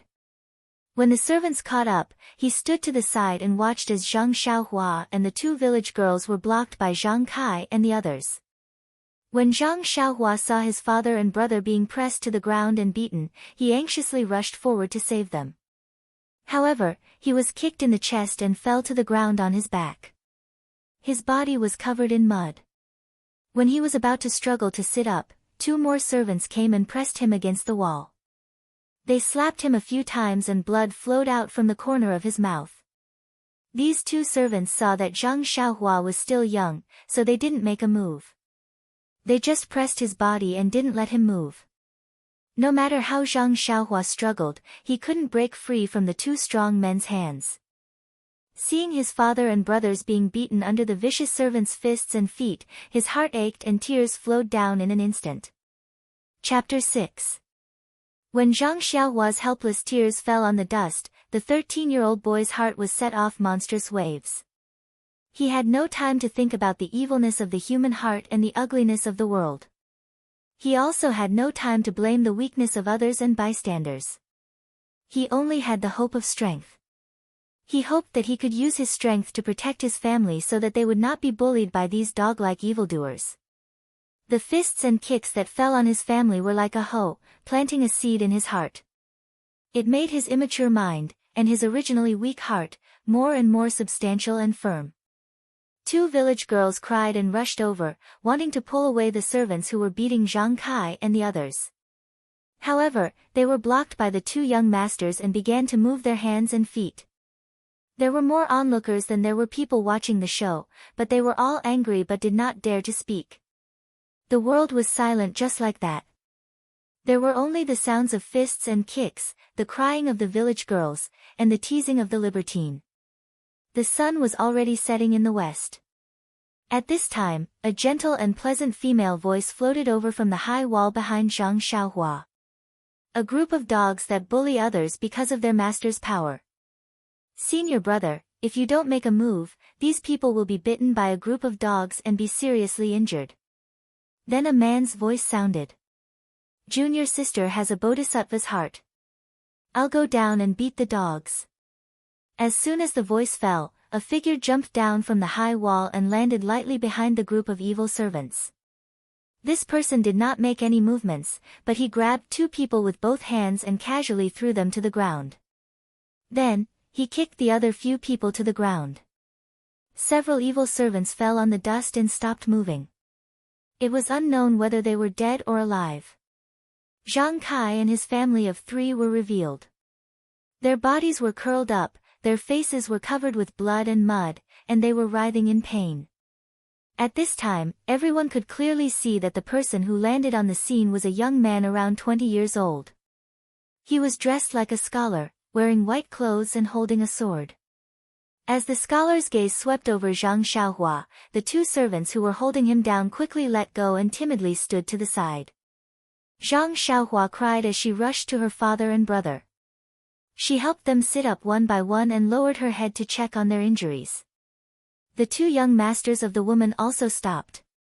When the two village girls ran over to check on the injuries of Zhang Xiaolong and the others, they did not dare to stop them. The bodyguard in black clothes walked forward and stared at the scholar for a long time. He cupped his hands and said, "May I ask which sect's disciple little brother is from?" Evil Tiger Gang's Xiao Quanxing asks little brother's name. Unfortunately, the scholar did not pay attention to him. He turned and looked at the high wall and did not speak. At this time, everyone noticed that there was a beautiful woman wearing a purple dress standing on the high wall. The woman was tall and her clothes fluttered in the wind, revealing the curves of her body. Unfortunately, her face was covered with a veil, making it impossible for people to see her true appearance. However, her high and mighty heroic bearing made it difficult for people to approach her. The woman in the purple dress jumped down from the high wall and walked with gentle steps to stand in front of the white-clothed scholar. She stood shoulder to shoulder and did not salute. Her pleasant voice rang out again. "Evil Tiger Gang, what a great reputation. Is it used to bully men and seize women? I don't know what city you is doing." When Evil Tiger Gang's Xiao Quanxing first heard this, his expression was somewhat ugly. He even tightened his grip on his sword. However, when he heard the last part, his expression changed greatly. He had already let go of the sword in his hand. When the woman finished speaking, he immediately cupped his hands and saluted again. He respectfully said to the woman, "This one is a disciple of the gang's Black Tiger Hall. I have been ordered by the hall master to protect the young masters of the guard. Since this lady is acquainted with our gang master, please forgive me if I have offended you." "Acquainted with your gang master? Hee, you sure know how to take advantage of the situation. We have been watching for a long time and have seen all of your actions. Although you have the responsibility of protecting him and did not make a move, it is hard to avoid suspicion that you are aiding the evildoers. Just the two dog heads that you are protecting, preying on the common people and raping women. I have long since found them an eyesore. If I don't teach them a lesson, it is hard to guarantee that they won't treat human lives like grass in the future." The white-clothed scholar said with a smile. When Zhao Quanxing heard this, he could not help but frown. He raised his voice and said, "Although the two of you are old acquaintances of my gang master, you have not revealed your identities and have instead interfered with my gang's affairs. Forgive me for not being able to comply." When the woman heard these words, she could not help but chuckle. She said, "You dog, you still dare to quibble. If I don't teach you a lesson, you won't be satisfied." When she finished speaking, she was about to step forward. The white-clothed scholar hurriedly stopped her and said in a low voice, "Junior sister, it is the new year. We are here to watch the fun. If we act rashly and see blood, it will be inauspicious. Moreover, we still have other matters to attend to. But you see how hateful these two dog heads are. Also, the villager who helped out just now was beaten so badly by them. If I don't get justice for them, my heart will not be at ease."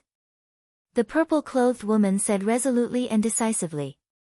The white-clothed scholar pondered for a moment before saying, "Junior sister, you don't know much about the dangers of this world. Although we've punished these bullies today and helped them vent their anger, we won't be staying here for long. Once we leave, these bullies will find the villagers to vent their anger and maliciously retaliate. Then wouldn't our kindness not only fail to receive a good return, but also bring a terrible disaster to these innocent villagers?" The purple-clothed woman immediately narrowed her almond eyes and said sternly, "I don't believe that the bullies of this remote town have any power. If it doesn't work, I will tell my uncle and send troops to flatten this place." Her voice was loud and was heard by the bodyguard. His heart trembled. He knew that these words were probably not meant to scare him. He thought that if he did not handle this well, it would be difficult to guarantee that he would not be in trouble. Thus, he immediately stepped forward and asked in a warm voice, "Two Xiao brothers, today this Xiao was wrong and I apologize again. I will go and persuade the two young masters. I would also like to ask the two of you to tell us your names so that we can bury the hatchet. After all, we are all trying to make a living in the Jianghu." The purple-clothed woman thought about her companion's words and felt that it made sense. When she heard Zhao Quanxing's words, she turned around and ignored him. She went over to Zhang Kai's side to check on their injuries. The white-clothed scholar then took out a small token and handed it to Zhao Quanxing. Zhao Quanxing took the token and looked at it carefully. It was as if he had been electrocuted.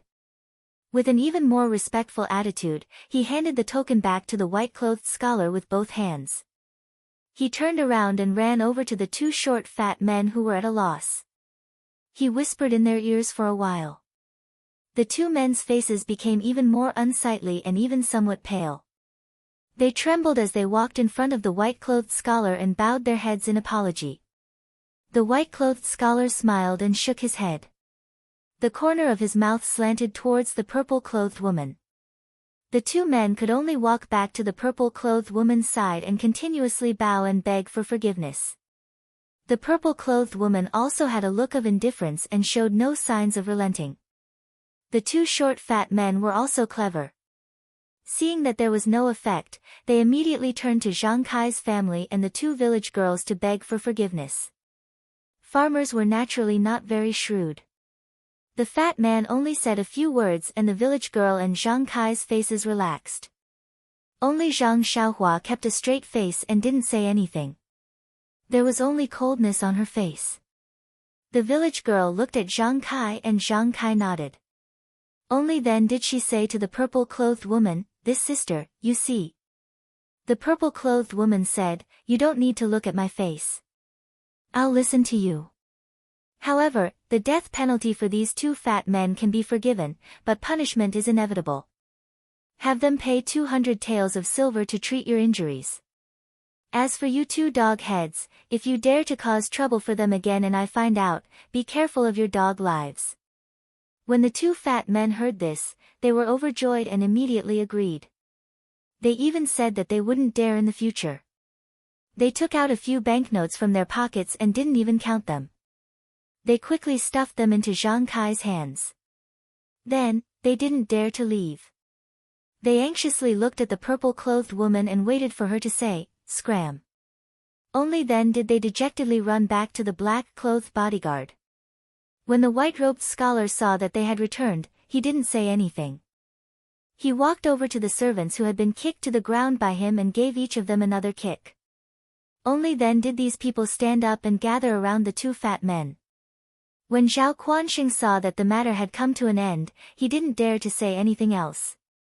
He cupped his hands in salute to the two people and quickly left with the group of people. After they left, the surrounding people who were watching the show also came over. However, they still looked at the man and woman in awe, not daring to come closer. The white-clothed scholar walked over to Zhang Kai and the others and asked, "Can you still walk?" Zhang Kai replied, "Benefactor, we can walk." The white-clothed scholar said, "Then let's leave here first. Put away the banknotes in your hands. We'll talk when we're outside the town." After saying this, he and the purple-clothed woman left first. Zhang Xiaohua and the two village girls each supported one person and followed them out of Lu town. Zhang Kai's group looked very strange and aroused everyone's curiosity. The man and woman in front were dressed gorgeously. The woman even wore a veil. The people behind them were obviously farmers. Moreover, 3 of them had bruises on their faces. Their clothes were tattered and there was still blood on their faces that hadn't been wiped clean. There was also a young man whose injuries weren't as serious as the others, but his cheeks were also swollen. The corner of his mouth was broken and his clothes were also dirty. Although everyone's eyes were staring at their backs, when they saw the swords in the young man and woman's hands, no one dared to stop them and ask questions. No one dared to follow them to see what was going on. There was a small stream half a li east of Lu town. Zhang Kai and the others stopped here. The man and woman in luxurious clothes walked to a tree by the stream. Zhang Kai and the others walked to the stream and washed the blood and dirt off their faces and bodies. Fortunately, during the conflict just now, the servants didn't use their weapons. Although they were heavy-handed, Zhang Kai and the others didn't suffer any serious external injuries. Only Zhang Xiaolong's arm was stepped on many times. It should be broken. As for whether or not there were internal injuries, they didn't know. After Zhang Kai and his family finished cleaning, they brought the 2 village girls to the tree. Zhang Kai saluted and said, "Benefactor, we haven't asked for your great name. You saved our lives, please accept our respect."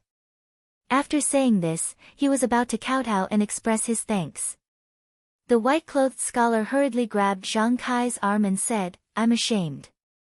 Don't call me benefactor. My name is Wenwenhai.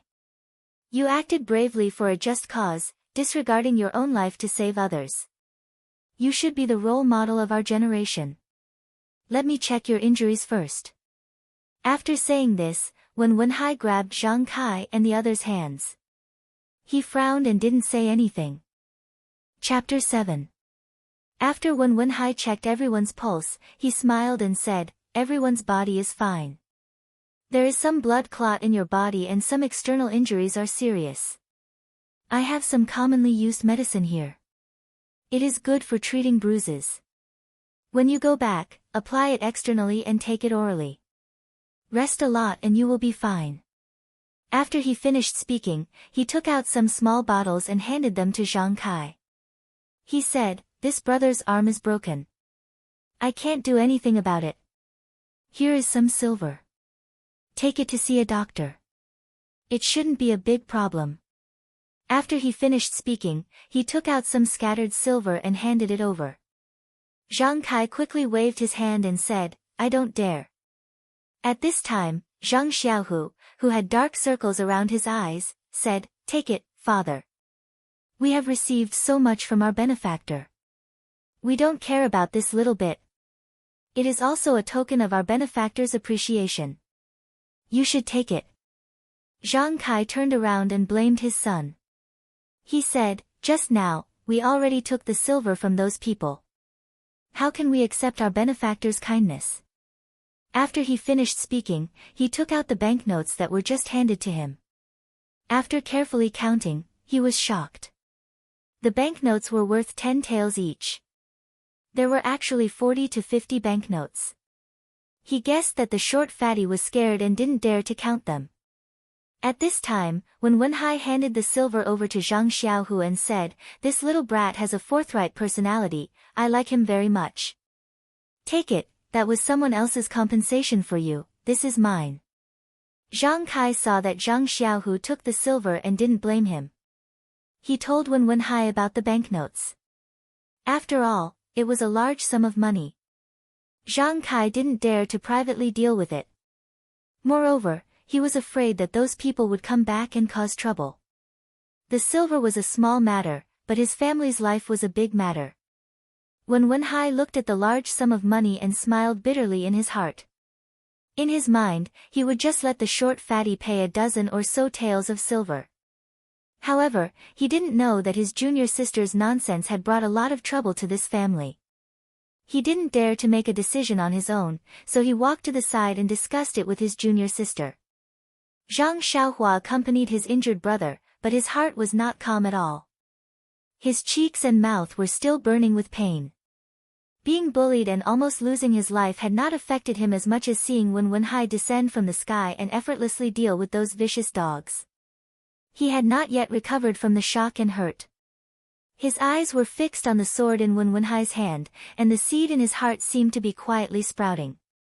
The two village girls stood behind Zhang Kai, not knowing what they could do to express their gratitude.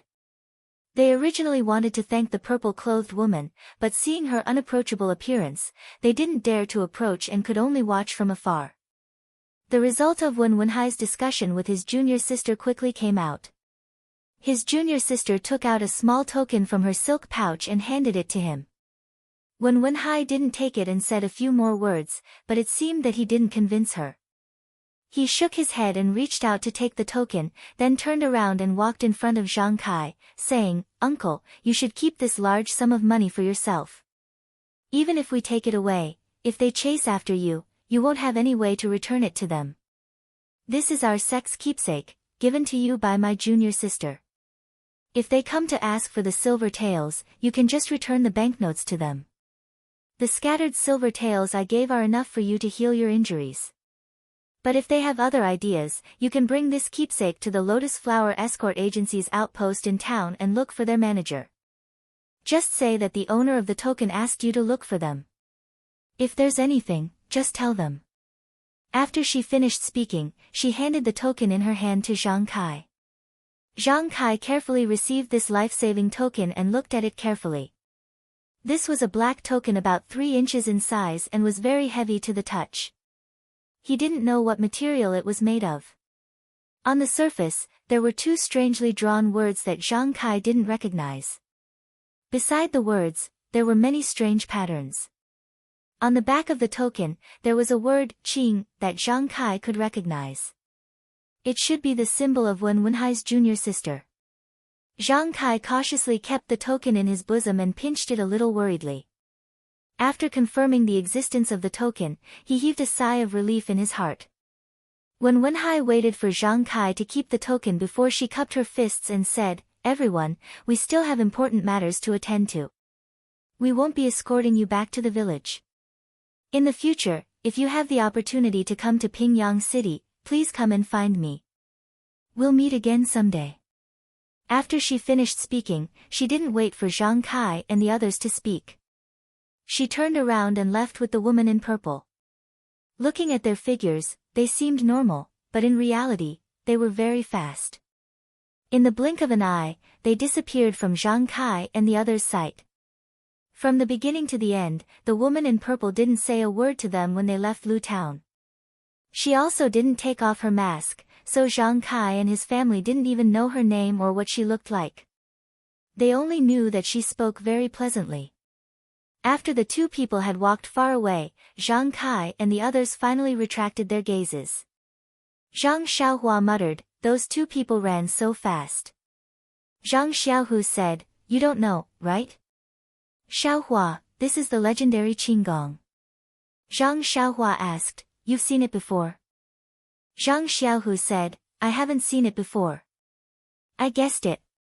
You didn't see that they didn't run, but they ran faster than running.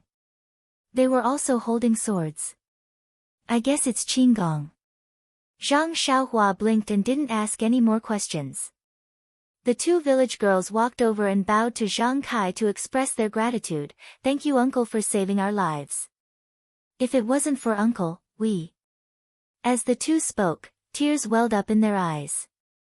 They were still afraid of what had just happened. Zhang Kai waved his hand and said, "We're all farmers. It's only right that we help each other. Let's not talk too much. Let's leave this place first. After a long time, it's inevitable that people will come over." "Which village are you from?" The taller village girl said, "We live in Bali Go. My name is Lu Qian and this is my cousin Lu Yeye." Zhang Kai pondered for a moment and said, "Bali Go is to the west of Lu Town. If we want to go back, we'll have to pass through the town. In this situation, it's better not to go into the town. If we go around the town, it's getting late and we probably won't be able to reach home before dark. Miss, we live in the Guizhuang house. It's to the north of the town. Why don't you stay with us for the night and we'll send you back tomorrow?" Lu Qian looked at the sky and said, "Then we'll have to trouble Uncle."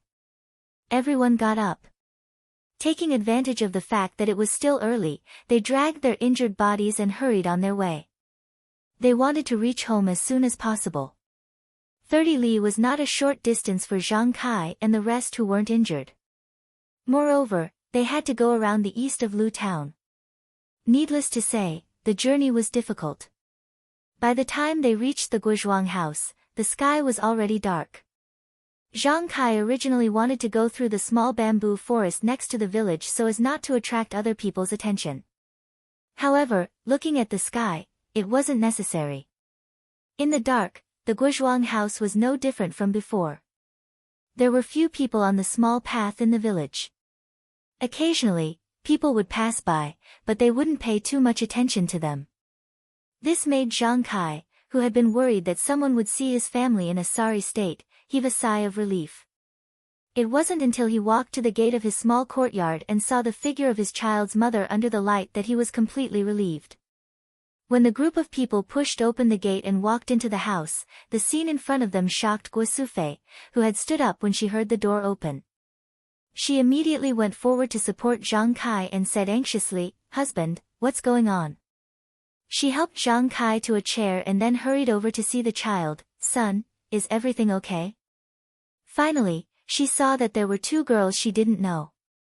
She didn't dare to ask and looked at Zhang Kai in confusion. Zhang Kai smiled bitterly and said, "The child's mother, it's nothing serious. I can't explain it clearly in a short time. This child is called Lu Qian and that one is called Lu Yeye. They are from Bali Valley. You and Xiaohua take Xiaolong to Old Chen to have his arm checked first. We'll talk about it when we come back. Oh right, let Xiaolong and Xiaohua wash their faces first. Just say that they fell down from a tree." Guo Sufei was puzzled. She quickly fetched hot water from outside for the two brothers to wash up. She wanted to get water for Zhang Kai and the others, but she was stopped by Zhang Kai and urged to treat the child's injury first. Lu Qian also wanted to follow, but she was stopped by Zhang Kai. Old Chen was an old veterinarian at the Guozhuang house. He had stayed at the Guozhuang house for a lifetime. His medical skills were not bad.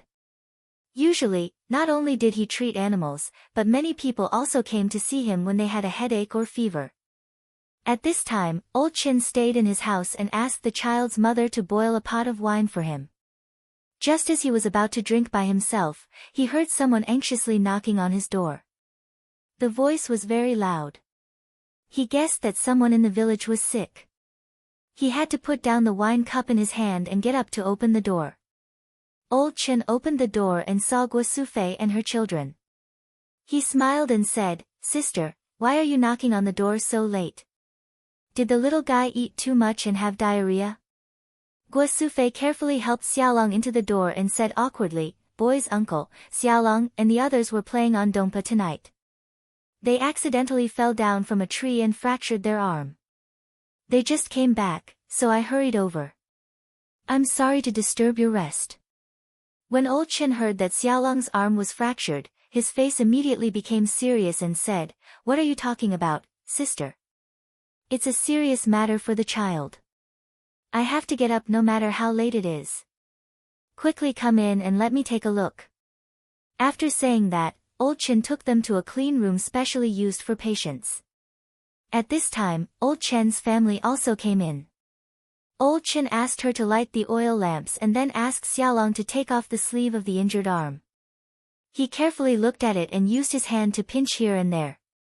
He asked Xiaolong how he felt, and then he was obviously relieved. He said to Guo Sufei, "Sister, don't worry. It's not a big deal. It's just a fracture. Usually, cows and horses have more serious fractures. I can treat them. Xiaolong, leave this to me." Old Chen's family said worriedly, "Old man, you just drank. Are you okay?" Old Chen patted his chest, "I've been treating patients for most of my life. This little bit of wine is nothing. Moreover, I haven't started drinking yet. If you don't believe me, you can go take a look at my wine pot." In fact, Guo Sufei had already smelled the smell of wine on Old Chen. However, he was the only doctor in the village, so she could only rely on him. Now that she heard him say that he could take a look at the wine pot, she knew that he didn't drink too much. Only then did she feel relieved. Old Chen found a few very smooth pieces of wood and took out a porcelain jar from the cabinet. He opened the seal and immediately, a pungent smell of medicine came out from inside. Old Chen first used his hands to carefully help Xiaolong's broken arm align. Then he took out the ointment from the jar and applied it evenly on Xiaolong's arm. He wrapped it with a white cloth and finally fixed it with a wooden board. During the whole process, Xiaolong was in so much pain that he clenched his teeth and sweated profusely. Guo Sufei felt sorry for him and used a towel to wipe him. After doing all this, Old Chen washed his hands and said to Guo Sufei, "Sister, take the children home to rest. Come back in half a month to change the dressing. It takes 100 days to recover from a bone injury. He won't be able to use a hoe for a long time." Guo Sufei thanked him profusely and left some copper coins. Then she took the two children home. Chapter 8. At home, Zhang Kai and the others had already cleaned up. Everyone was sitting on the chairs waiting for them. Even the old lady who was lying on the bed had gotten up. Guo Sufei hurriedly asked Zhang Xiaolong to speak to her grandmother and explain that there was no big problem with her arm. Only then did the old lady relax and return to her room to rest. Zhang Kai saw that Zhang Xiaolong's arm was bandaged and entered the room. Knowing that there was no big problem, his heart relaxed. Only then did he feel that his body was full of pain and was extremely tired. Thus, he hurriedly asked Guo Sufei to arrange a place for the two girls to stay. This gave Guo Sufei a difficult problem. There weren't many rooms at home, and the three brothers were still squeezed into one room. Seeing Guo Sufei's difficult expression, Lu Qianji said, "Auntie, the two of us can just deal with it for one night. Don't be troubled." Guo Sufei thought about it and vacated her room for the two girls to stay with her. She chased Zhang Kai to the small room where Zhang Xiaolong and the others were staying. Zhang Xiaohua slept with her grandmother. Fortunately, there was a place for them to stay. Seeing that the two girls had entered the room to sleep, Zhang Kai took out the medicine that Wen Wenhai had given him and gave it to the three brothers.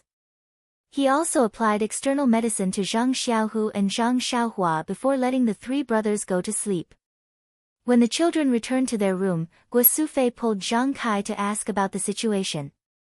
When Zhang Kai finished telling Guo Sufei everything that had happened during the day, Guo Sufei was so scared that her face turned ashen. Her body was trembling a little. She cried softly and said, "Father of the children, we almost couldn't see you again. We went to the market during the New Year and encountered this." Zhang Kai coaxed her and said, "It's okay. Mother of the children, isn't it all in the past? Hurry up and put away this token and the banknotes. When the sun rises, send the two girls back and give them half." Guo Sufei said, "There's so much money. We'll never see so much money in our lifetime. Why don't we just return it to them?" Zhang Kai said with a straight face, "We don't know who they are. Moreover, our benefactor is right. If we rashly return it, they might want our lives. The lives of farmers aren't worth anything. At that time, if they come to take it, just give it to them." Guo Sufei nodded in agreement. After the old couple finished talking, Zhang Kai took the medicine orally and asked Guo Sufei to apply the ointment for him. He then went to sleep in Zhang Xiaohua's place. Guo Sufei waited for Zhang Kai to lie down, then went to check on the three Xiaolong brothers. They had also fallen asleep, and only then did she return to her room. The two girls in the room were tired after the fright of the day, and fell asleep as soon as their heads touched the pillows. When Guo Sufei came in, they didn't know. Guo Sufei looked at the two girls' quiet faces and smiled kindly. Then she seemed to have thought of something and became pensive. #160, in the afternoon, after Wen Wenhai left the ointment for Zhang Kai and the others, he and his junior sister used Qinggong to walk for a while. Seeing that they were about to reach the main road, the two of them stopped. Wen Wenhai said, "Junior sister, we're about to reach the main road. We can't use Qinggong anymore. You see, we were busy saving people in the afternoon and left the horses in town. What should we do next?" His junior sister said softly, "We'll follow senior brother's arrangements." Her voice was still pleasant to hear, but also cold. When Wenhai smiled bitterly and pinched his nose as he said, "Junior martial sister, I see that you're usually indifferent to people and things, and you're always indifferent to everything. Why did you insist on me going to save someone in the afternoon? You even left your token behind. If those farmers used it to do bad things, what should we do? You won't be able to explain it to master." His junior sister said, "I have to thank senior brother for this afternoon's matter. I'll report to master about the token. I believe master will understand." When Wenhai said, "Forget it. Let's go back and tell master. I should have also taken action in the afternoon's matter. Eliminating the strong and helping the weak is the responsibility of us martial artists. It's because we have a mission. Otherwise, I would have already taken action and wouldn't have let Zhang Kai's family get hurt." His junior sister smiled and said, "I knew senior brother was a kind person and wouldn't leave them alone." When Wenhai said, "You little girl, you've been cold and warm-hearted since you were young. We grew up together, so how could I not know what you're thinking? However, it's still early. According to the waiter at the restaurant yesterday, there's still a long way to go. We can't delay any longer. Let's go get the horses and ride them." His junior sister still said, "I'll follow senior brother's arrangements." When Wenhai thought for a moment and said, "Junior sister, you're wearing a veil. You'll attract a lot of attention. Just wait here. I'll go to the inn in town to find a horse." After he finished speaking, he didn't wait for her to speak and walked towards Lu Town. His junior sister didn't say, I'll follow senior brother's arrangements. After about the time it took for a stick of incense to burn, they heard the sound of horse hooves coming from the main road. His junior sister raised her head and saw Wen Wenhai riding his horse over. When Wen Wenhai's horse came to her side, the junior sister took the reins he threw to her. She stepped on the stirrups and jumped onto the horse. With a shake of the reins, she shot out like an arrow, leaving behind a trail of dust along the main road. Wen Wenhai shook his head and smiled. He also shook the reins and patted his horse to chase after her. Back to the evil tiger gangs, Zhao Quansheng and the two short fat men, as well as a group of servants, dejectedly walked back. Along the way, many people saw them from a distance and quickly avoided them. There were also many people who saw that they weren't as arrogant as they were in the past and were endlessly puzzled. These two people were the sons of a wealthy merchant in Lu Town. Normally, they bullied men and women and did many bad things. Today, the two families had invited all the important people in Lu Town to a banquet. Among these people were the evil tiger gang members. This was why the two of them had the time to sneak out and live freely. At this time, the banquet had already ended. Only the leader of the evil tiger gang and the wealthy merchant were left sitting in the garden. Seeing them leave in such a good mood and return disappointed, they found it strange and called them over to ask. Zhao Quansheng saw that the two fat men didn't dare to say anything, so he went over and reported one by one. When Zhao Quansheng said that the two of them had taken liberties with two village girls, the wealthy merchant glared at the two fat men and didn't say anything.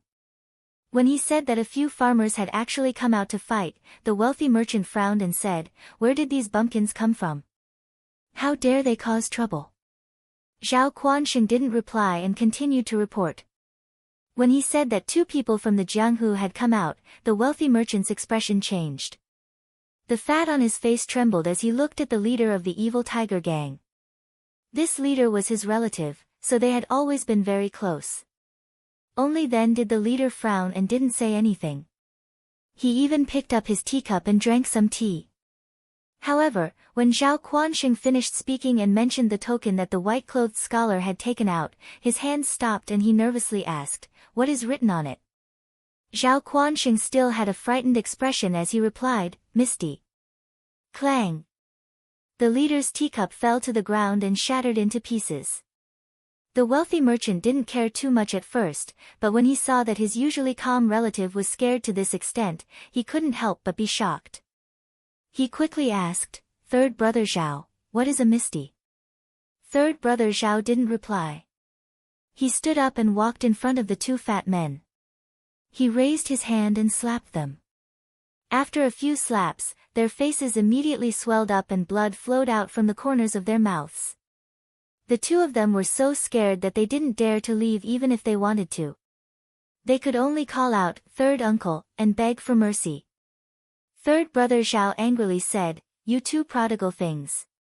Normally, you've done no lack of bad things like bullying men and taking women. Your father has already given you 4 concubines. Why aren't you satisfied? Is that village girl very pretty?" Seeing that the two of them didn't dare to speak, he forced them to say, "Speak, is she pretty?" The two of them said, "She's not very pretty. She just looks delicate and pretty. My heart itches." Third brother Zhao was so angry that he laughed and said, "If she's not pretty, then you should take liberties with her. Your hands are itchy too. I really should chop off your hands. Do you know how much trouble you've caused?" At this time, the wealthy merchant also knew the severity of the situation. He quickly walked forward and asked, "Third brother, is the trouble very big?" Third brother Zhao didn't answer his question. Instead, he narrowed his eyes and thought for a while. Suddenly, he said strangely, "Why did the two of you come back in one piece?" This question was very abrupt. The two fat men didn't know how to answer. Zhao Quansheng took over and said, "Hall master, it's like this." He then told him everything that had happened. That third brother Zhao sat back down in his chair. He closed his eyes and didn't speak again. It was as if he was thinking about something. One of the fat men who had just been beaten muttered heartlessly, "They said they would give us 200 taels of silver. I didn't really count before I gave them 500 taels of silver in banknotes. When I'm free tomorrow, I'll get someone to find out which bumpkin gave us this money. I'll make sure they return it. Third brother Zhao opened his eyes at this time. He angrily slammed the table and said loudly, "Bastard, you dare to go. You're not allowed to take this money back in the future. That's the money you used to buy your lives." The wealthy merchant came over and said, "Third brother, what are you talking about? You've confused your little brother. 500 taels of silver isn't much, but you still have to let me know the reason." Third brother Zhao smiled wryly and said, "Little brother, you know Wu Jianzhuang, right?" The wealthy merchant said puzzledly, "I know. Isn't that the big backer of your evil tiger gang?" "Of course I know this." Third brother Zhao continued, "Then you know the Lotus Flower Escort Agency." The wealthy merchant nodded and said he knew. Lotus Flower Escort Agency and Wu Jianzhuang, who is more powerful? Third brother Zhao asked. The wealthy merchant smiled and said, "Everyone's power is the same. There's no clear winner." Third brother Zhao smiled wryly and said, "Little brother thinks too highly of us. Wu Jianzhuang is much weaker than the Lotus Flower Escort Agency. Everyone in the Jianghu knows this. You don't have to flatter us." "But, what does this Lotus Flower Escort Agency have to do with the Misty School?" The wealthy merchant was a bit puzzled. The Lotus Flower Escort Agency is only a branch of the Misty School's outer hall. Third brother Zhao's words were like a huge stick that hit everyone's heads. The two short fat men were stunned. They never would have thought that taking liberties with two village girls who weren't pretty in this small Lu town would cause such a big problem. Luckily, when Zhao Quanxing asked them to pay the money, although they were extremely unwilling, they still obediently followed his orders. Otherwise, the two fat men wouldn't have dared to think any further. Number 160. Chapter 9. The merchant was also dumbfounded. He knew about the Lotus Escort Agency, but he didn't know exactly how powerful they were. However, there was one thing he was extremely clear about, and that was that if the Lotus Escort Agency wanted to wipe out his entire family, it would be as easy as flipping a hand. The merchant sat there thinking about the past and the future, his mind in a complete mess. At this time, Brother Zhao San's voice sounded, "Brother, there's no need to be so pessimistic. Since the two nephews have returned safely and have paid the compensation, and the people involved aren't from the Misty School, there shouldn't be any other big issues. However, brother, remember to stop here. Don't go looking for trouble with those people. If the people from the Misty School find out." These words were like gospel. When the merchant heard this, he immediately woke up and said, "I know, Brother Zhao. I can't wait to send them another 5,000 taels of silver. Men, send the two young masters back to their courtyard and keep a close eye on them. Tell them not to come out for a month, no, 3 months. Don't lock them in the courtyard yet." Brother Zhao San stopped the merchant's orders. "Don't give them any medicine for their injuries. Just leave them like this, their faces are swollen. It's best to give them a few more beatings so that they can't walk normally. Tomorrow, let them eat and drink in restaurants and other places. Let people spread rumors that the two of them took liberties with a village girl and were taught a lesson by you." The merchant was overjoyed when he heard this and gave a thumbs up. "Brother Zhao, good idea. Men, give these two animals 10 beatings." The two pitiful short fat men didn't understand why being beaten was a good idea. They could only curse this cheap uncle in their hearts as they screamed for mercy. After Brother Zhao Sen finished these things, he turned to Zhao Quansheng and said, "Quansheng, you handled this matter very well. I'm extremely satisfied. I'll put in a good word for you in front of the gang leader." Zhao Quansheng was overjoyed when he heard this. "Isn't this all thanks to your daily teachings, Hall Master? Quansheng is willing to serve Hall Master wherever you go." The merchant also said, "Quansheng, it's all thanks to you today. I have to thank you properly. Men, bring me 1,000 taels of silver." Zhao Quansheng said, "No need to be polite. We should protect the young masters when we go out." Hall Master Zhao said, "Take it, you deserve it." If it weren't for you, even 10,000 taels of silver wouldn't have been enough. Only then did Zhao Quanqing politely accept the thin banknotes and put them in his pocket. At this time, Hallmaster Zhao said, "Quan Sheng, hurry up and inform the gang leader that someone from the Misty School has appeared in Lu Town. I don't know why they're here at this time." After Zhao Quanqing agreed, he immediately bid farewell to the wealthy merchant and left. Not long after, he appeared in a remote courtyard and walked into a small hut. After a while, the window of the hut opened and a carrier pigeon flew out.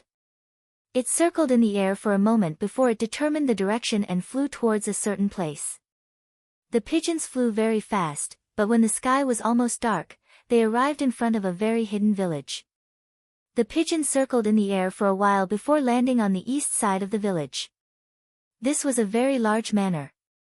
The surrounding walls weren't very high and there were many houses scattered around the walls. These houses were all in the same style. There weren't any tall buildings and they had gray walls and gray roofs. The house that the pigeon landed in was a house in the middle of the courtyard.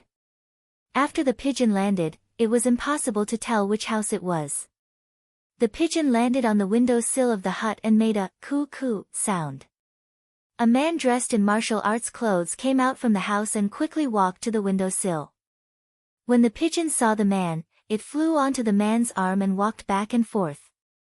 The man took out a small tube from the pigeon's leg and then used his hand to rub the pigeon's back. He also took out a handful of food from his pocket and scattered it on the table next to the windowsill. When the pigeon saw this, it spread its wings and flew over, happily pecking at the food. The man took the small tube and quickly left the house. The man walked out of the house and passed through several corridors before arriving in front of a slightly larger house in the middle of the manor. He carefully knocked on the door and a hoarse and dignified voice came from inside, "Come in." The man carefully opened the door and walked into the house. The windows were open and the oil lamp wasn't lit. A thin figure stood in front of the window with his hands behind his back and looked outside. After the man bowed, he respectfully said, "Hall Master Situ, Hall Master Lu has news." The figure made a sound of surprise and said, "It's the new year. What kind of news would need to be sent by carrier pigeon? Quickly light the lamp." After the man lit the oil lamp, Hall Master Situ turned around. The man offered the small tube and Hall Master Situ took it. He took out the slip of paper and placed it on the oil lamp. His thin face couldn't help but frown as he muttered, "Why did they come to this remote and desolate place?" Then, he placed the slip of paper on the flame and burned it. He glanced at the man and said, "You can go." The man bowed and quietly left, leaving Hall Master Situ sitting alone in the flickering flame of the lamp. Hall Master Situ knew that he had to let his gang leader know about this news. However, he didn't know where to go. This was because, as early as last night, gang leader had told him that he had something important to do today. When he went to find gang leader this morning, he couldn't find him. Just as Hall Master Situ was guessing gang leader Situ Ping's whereabouts, his cousin, who had always been competitive and not inferior to men, was riding a horse and following behind a young man in embroidered clothes. She whispered to the young man, "Ma, this is the tallest mountain in Lu Town. It's called Stone Man Peak. It got its name because there's a stone on the mountain that looks like a person. If we hurry, we'll be able to enter the mountain in the time it takes for half a stick of incense to burn. However, I don't know where young master wants to go, so I can't tell you the exact time." Ma turned his head and waved the horsewhip. He gently said, "Gang leader Situ, there's no need to be so reserved. Since Manor Head Wang recommended you as a guide, I don't treat you as an outsider. After we finish this matter, I'll definitely reward you. As for the specific location, I'll tell you when we enter the mountain." Situ Ping looked at Ma's gentle jade-like face and elegant eyebrows. She lowered her head and repeatedly said that she didn't dare. She knew that this Ma was someone with a great background. In the past, she had tried to act like a woman in front of Wu Jian village's Wang Hong. Perhaps it had been useful. However, this was the first time she had met this Ma. Moreover, he had been lukewarm the entire time. How could she dare to act like a woman? She just needed to be alert and cautious. Just like that, the two of them urged their horses forward in the twilight. On the other side of the mountain, Wenhai and his junior martial sister were also galloping towards the mountain. Seeing that the mountain was nearing, Wenhai slowly tightened the reins and slowed down the horse. He turned his head and said to his junior martial sister, we're about to reach the mountain. I think we should eat something first and rest for a while. Once we've recovered our energy, we'll be able to deal with the situation in the mountain. Perhaps there'll be a tough battle ahead. The junior martial sister nodded in agreement. The two of them dismounted and rested. They took out the dry rations they had brought with them and ate. After they finished eating and drinking some water, the junior martial sister couldn't help but ask with some worry, "Senior martial brother, this mission is so important.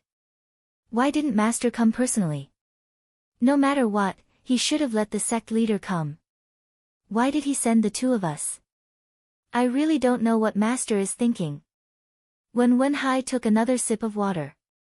He looked around and said in a low voice, "Junior martial sister, Master naturally has his own reasons for making such arrangements. Before we set off, he told me in advance that in order to not attract the attention of other sects, the second-generation disciples of the various sects will be sent for this mission. Moreover, there will be an elder presiding over it for us. We'll know the specifics when the time comes. We'll just have to listen to the elder's arrangements. In any case, this is a lucrative mission. If nothing unexpected happens, we'll be able to complete it perfectly. When we return, Master will reward us handsomely." The junior martial sister said, "I originally thought that this place that I've never heard of would be a remote and desolate place with dangerous mountains and rivers. Along the way, there's actually a beautiful scenery. Although we haven't entered the mountain, it feels majestic. I wonder what it's like inside. It's a pity that we can't appreciate anything at night. Otherwise, this trip wouldn't have been in vain." When Wenhai slapped his forehead, junior martial sister actually has such thoughts. Senior martial brother can't compare to you. Could this be the reason why my martial arts aren't as fast as yours? The junior martial sister didn't answer. He couldn't see her expression under the veil. When Wenhai said again, "Junior martial sister, it's getting late. You should take off your veil. There's no one around here." The junior martial sister still didn't answer. When Wenhai was used to this and said to himself, "All right, it seems like it's not too late. Let's get moving. We should be able to arrive at the scheduled time." After the evil tiger clan's chief Situ accompanied brocade clothes Ma into the mountain, they galloped along for a while. Seeing that they were in front of a mountain, Ma stopped his horse and jumped off. Situ Ping also followed suit. Ma said, "Chief Situ, do you know where 5 Claw Peak is?" Situ Ping said, "Of course I know. 5 Claw Peak is one of the 5 small peaks next to Stoneman Peak. Because its shape is like a monkey's curved finger, it got its name. There's no road to go to that area. Horses can't go there, so we can only climb these mountains." After Ma heard this, he smiled and let go of his horse's reins. The horse went off on its own, looking for hay. Situ Ping also patted his own horse and put the reins on it. The horse also followed Ma's horse. It seemed like it was used to this. Ma said, "Then I'll have to trouble Chief Situ to lead the way." Situ Ping didn't stand on ceremony. He cupped his hands and used his qinggong to climb up the mountain. Situ Ping raised her dantian qi and ran for the time it took to burn 2 sticks of incense in one breath. Gradually, she felt a little weak and tired. At this time, she heard Ma's gentle voice in her ear, "Chief Situ, it's still early now. We can get there at midnight. Why don't we take a few steps to recover our energy? What do you think?" Situ Ping listened to this voice that was neither fast nor slow. He didn't seem to be out of breath at all. Without looking back, she knew that Ma was strolling behind her. She secretly sighed in her heart that the reputation of being a disciple of a famous sect was not in vain. She said, "Thank you for your kindness." Then she stopped and walked slowly on the small path on the mountain. Ma caught up with her from behind and walked side by side with her. He asked as they walked, Chief Situ, have you been to Five Claw Peak before? Situ Ping said, I've been here before. In the summer, the climate in the mountains is cool. We often come here to avoid the heat. The spring in Five Claw Peak is the best. We sometimes spend the night there. Ma nodded and then asked, is there anything strange about Five Claw Peak? Situ Ping said in surprise, you've been here before. How do you know that there's something strange about Five Claw Peak? Ma said with a smile, if I've been here before, I wouldn't have troubled Chief Situ to lead the way. Situ Ping said embarrassedly, I was just surprised. Please don't blame me. Speaking of Five Claw Peak, the scenery was not much different from Stoneman Peak. The spring water was indeed much sweeter than the other peaks. The strange place was the peak on the ring finger. Halfway up the mountain, there was a forest of wild jujubes. The area was frighteningly large. Very few people went there. Not many people who made a living in the mountains near Stoneman Peak could go there. However, according to the people who went there were man-eating beasts in the forest. Someone once went there to pick wild jujubes and never came out again. Therefore, very few people had the courage to go there. Moreover, wild jujubes were not something precious. Over time, people stopped coming there. 2 years ago, I brought my brothers here once. In order to scout the way, we let a wolf dog in. However, it did not come back. We did not dare to go too deep and went back after scouting the periphery. Situ Ping didn't hide anything from young Master Ma regarding the matters of the faction and spoke leisurely. Hearing this, young Master Ma was very satisfied and said, it's good that Chief Situ knows about that place. In a moment, I'll have to trouble you to bring us there. Situ Ping was stunned, you? Ma, is there anyone else? Ma said with a smile, of course there are others. However, we'll go to the first peak of Five Claw Peak first and wait for them there. Chief Situ, if you've rested enough, let's go. Situ Ping said, yes, young master. Please follow me. Chapter 10. It was very quiet in the mountains at night. There weren't many birds and insects chirping. Occasionally, a wolf howl would come from somewhere and cut through the darkness, showing the danger of the wilderness. It was a cloudy night. The moon had already hidden behind the clouds to sleep. Looking at the dark clouds in the sky, they didn't know when the tender crescent moon would show its head.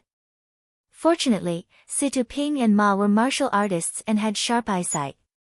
It was only because of this that they were able to walk in the dark night as if they were flying. When they came to the front of Five Claw Peak, there was a dead silence in front of them.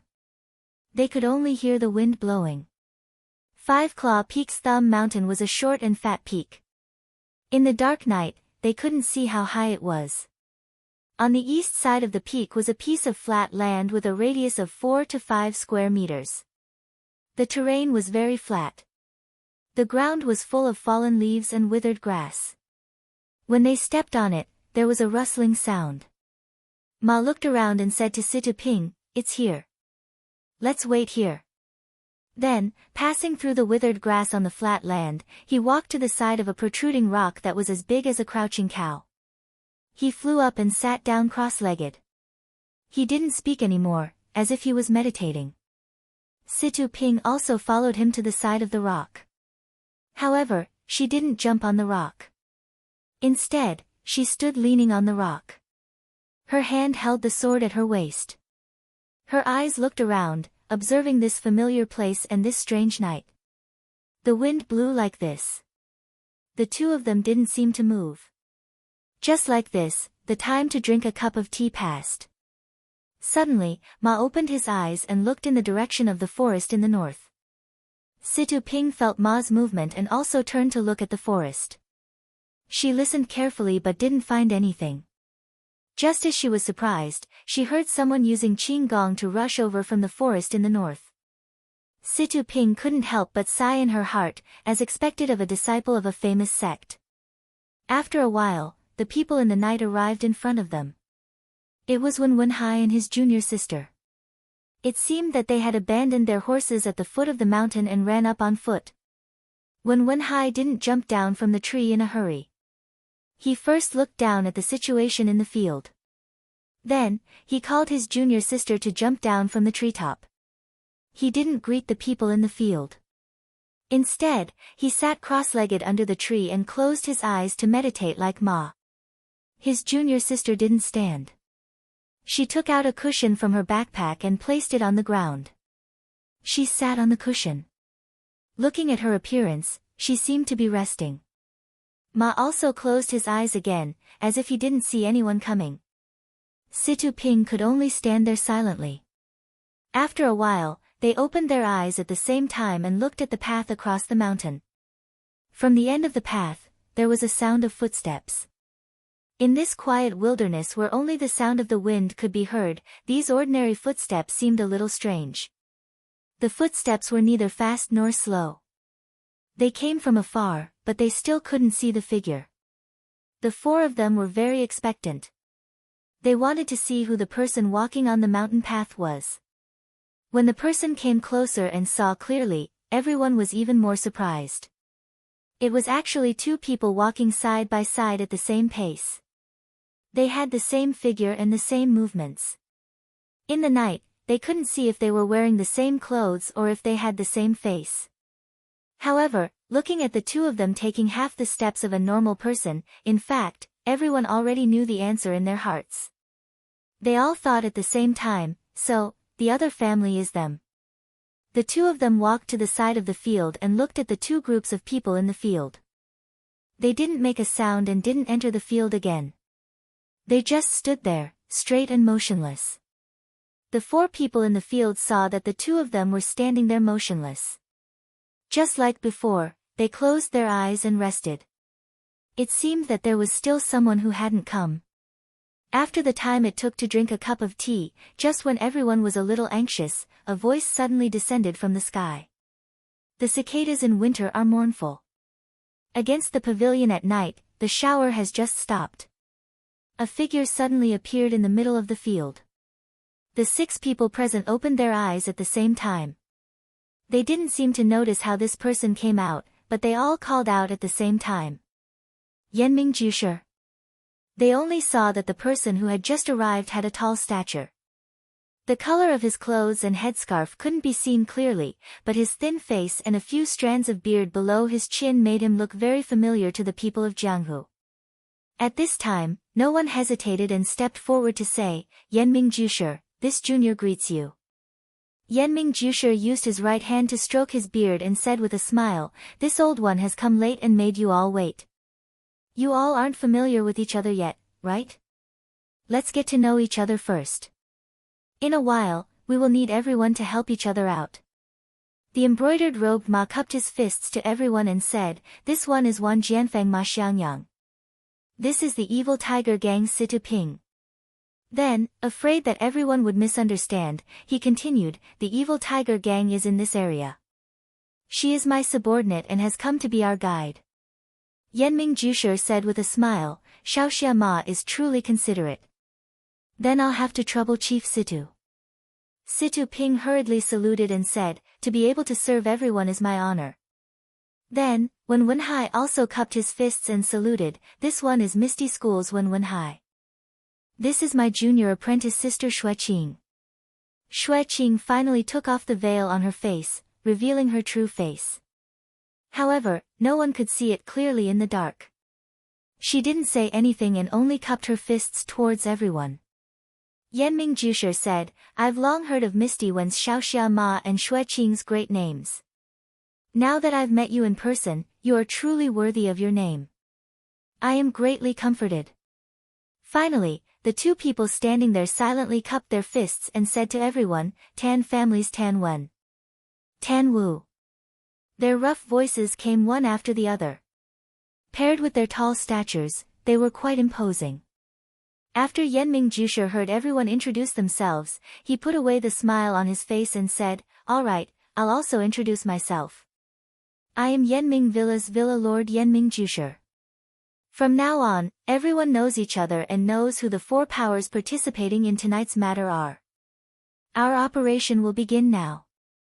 When you arrived, your sect's elders must have already given you orders. Tonight, listen to everything I say. I've also reached an agreement with your sections. We'll talk about the specifics as we go. Now, take out your tokens. After saying this, Yanming Jusher took out a square-foot piece of leather. Ma Xiangyang, Wen Wenhai, and Tan Wen all took out similar items. Yanming Jusher handed the piece in his hand to Ma Xiangyang and said, "Put them together." The others also handed the leather to Ma Xiangyang. Yanming Jusher then took out a luminous pearl and handed it to Situ Ping, saying, "I'll have to trouble sect leader Situ to take a look at this diagram." Thus, Situ Ping took the luminous pearl.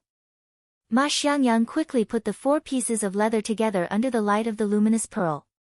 Under the faint light of the luminous pearl, everyone could see that there was a map drawn on the leather. It was shaped like 5 fingers, and there was even a circle drawn in the middle of the ring finger. Situ Ping carefully looked at the map. He exchanged a glance with Ma Xiangyang and said to everyone, "That's right, this map is the 5-clawed peaks. The 5 claws are all the same length. Look, this thumb is longer than the index finger, and the ring finger is the longest." When everyone heard this, they all looked at Yanming Jusher. Yanming Jusher said, "That's good. Everyone, take back your things." Ma Xiangyang obeyed and returned the 4 pieces of leather to their rightful owners. Situ Ping also returned the luminous pearl to Yanming Jusher. Yanming Jusher took the luminous pearl and said, "Sect leader Situ, do you know where the circle should be?" Situ Ping said, "That's a forest of jujubes. I've been there before. I once let a wolf dog go in, but it never came out." Yanming Jusher said, "That's good. Then I'll have to trouble sect leader Situ to lead the way." Situ Ping said, "All right. Then I'll have to ask everyone to follow me." After he finished speaking, he used his qinggong to move forward. Yanming Jusher looked at Ma Xiangyang, Wen Wenhai, and Tan Wen. They nodded in understanding and used their qinggong to follow in that order. Finally, Yanming Jusher looked around carefully. When he didn't find anything out of the ordinary, he got up and followed them like lightning. The only thing left was the lonely crouching ox rock. The wind blew past, blowing up the fallen leaves and withered grass. Soon, all traces of the rock were covered. It seemed that no one had ever come to such a remote place in the middle of the night. The group of 7 used their qinggong and was led by Situ Ping. Like a gust of wind and lightning, they swept through the dark night. In about the time it took for 2 incense sticks to burn, they arrived at the previously mentioned Jujubes forest. At this time, the moon had already set in the west. Thick black clouds still covered the sky. It wouldn't be long before the sky brightened. In the darkness, the Jujubes forest couldn't be seen clearly. It was like a huge monster was entrenched in the middle of the mountain. Situ Ping looked at the place he had been to before and felt a trace of unfamiliarity. So there was such a difference between day and night. He didn't know what secret this mysterious Jujubes forest was hiding. It actually made the 4 sects come all night and cooperate like this. Situ Ping stopped and waited for everyone to arrive. He said to everyone, "Everyone, this is the Jujubes forest marked by the circle on the map. According to the height, it should be here." Yanming Jusher said, "It should be correct." After he finished speaking, he didn't go forward to look. Instead, he sat down on the ground.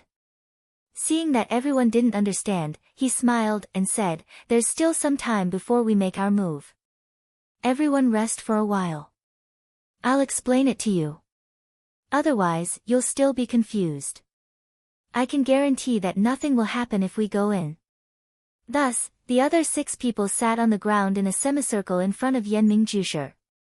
Yanming Jusher organized his thoughts and looked at the juniors sitting around him. He said, "Do you know the one-armed sword god from 300 years ago?" Everyone shook their heads. Yanming Jusher continued, "Before the 2nd of February last year, I didn't know. Your master also didn't know. On the 2nd day of February last year, my wife and I went to Yu City's Dragon God Temple to burn incense. In the Dragon God Temple, we actually met your Wan Jianfeng's Wan Qingjiu and his family. There was also your Misty School's O Peng, and the Tan family's master Tan Yefeng. The four of us had been close friends for a long time, but we had never met. When we finally met, we all left our families and found a place to compare martial arts and drink. We brought our swords and wine to Wudong Mountain next to Yu City. We were prepared to spend a few days happily, but unexpectedly, just as we reached the top, we encountered a strange thing. Chapter 11. What strange thing? Shui Qing and Situ Ping asked at the same time. Yanming Jusher continued, when the four of us took the food and wine to the top of the mountain, it was early in the morning and the sun had just risen. When we walked to the only large pine tree at the top of the mountain, we found that someone had already occupied that place. It was an old beggar with white hair and a beard. His face was ruddy and he had the appearance of a transcendent being. He was lying on a stone slab under the tree. When the rising sun shone on his body, he looked like an immortal. Yanming Jusher narrowed his eyes and spoke slowly, as if he was reminiscing about the past. But his clothes were ragged and he looked like a beggar. We thought that he was an elder of the beggar sect, but he didn't carry a cloth bag. When the old beggar saw us walk over, he asked, "Do you know martial arts?" We all nodded and said yes. Then he asked, "Do you have wine and meat?" We nodded and said yes. He then said, "Bring the wine and meat over." At that time, I was the one who was holding the wine and meat. I listened to him and gave him the wine and meat. When the old beggar saw the wine and meat, his eyes lit up. It was no less than the sunlight shining on his body. After the old beggar took our wine and meat, he didn't stand on ceremony and wolfed them down. Strangely enough, the four of us just watched him eat and drink until he finished all the wine and meat. Then he wiped his mouth and said, "Good wine and good meat, I didn't waste this life." Then he said to me, "You're not bad." Then he said to the other three, "You're not bad either." Then, the old beggar took out a piece of leather from his bosom and tore it into 4 pieces with his bare hands. He casually tossed one piece to each of us. I took my piece and was about to open it when the old beggar took out a small book from his bosom and tossed it to me. After doing this, he lay back down on the stone and closed his eyes, ignoring us. The few of us were completely baffled. We opened the leather in our hands and carefully examined them. "They are the ones you are holding now." However, we still couldn't figure it out. Thus, I opened the booklet again. The more I read, the more shocked and excited I became. When everyone saw my surprised expression, they knew that they had encountered something good. After I finished reading, your masters also read it. Only then did we know that we had picked up a treasure. According to the booklet, this piece of leather is a treasure map left behind by a swordsman named Chu 300 years ago. The place where the treasure was hidden is the Jujube forest in front of us. Chu obtained this treasure map and found the sword manual and medicine here. After that, he lived here in seclusion and practiced his swordsmanship for more than 10 years before becoming a Jianghu swordsman. After Chu achieved great success in his martial arts, he did not take the sword manual and medicine with him.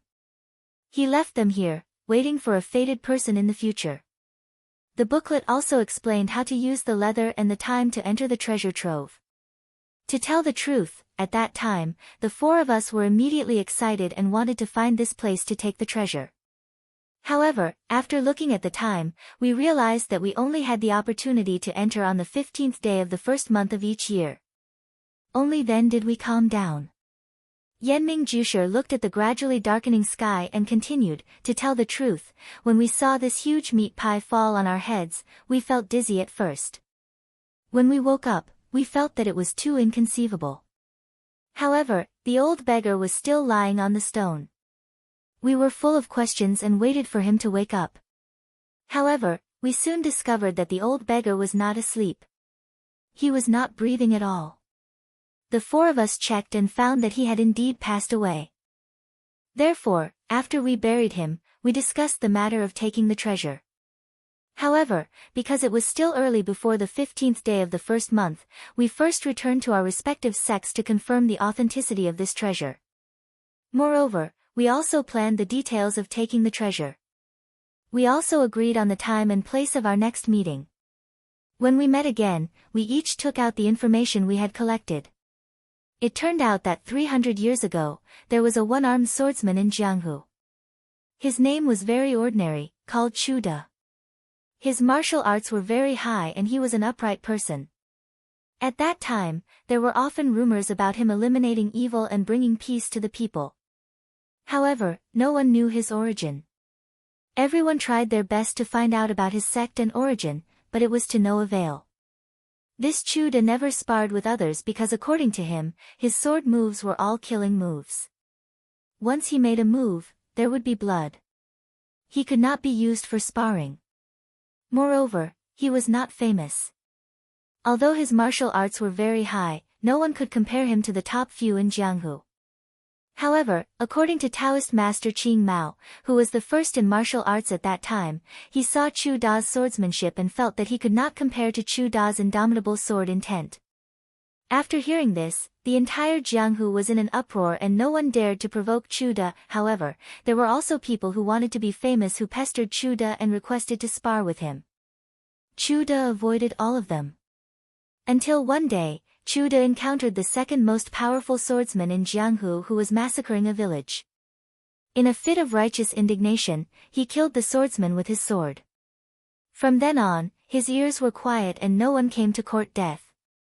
Yunzhou, where Chu De lived, was called Pingyang City 300 years ago. There was no one in Jianghu who dared to run amok there. Actually, what we coveted the most was not his martial arts.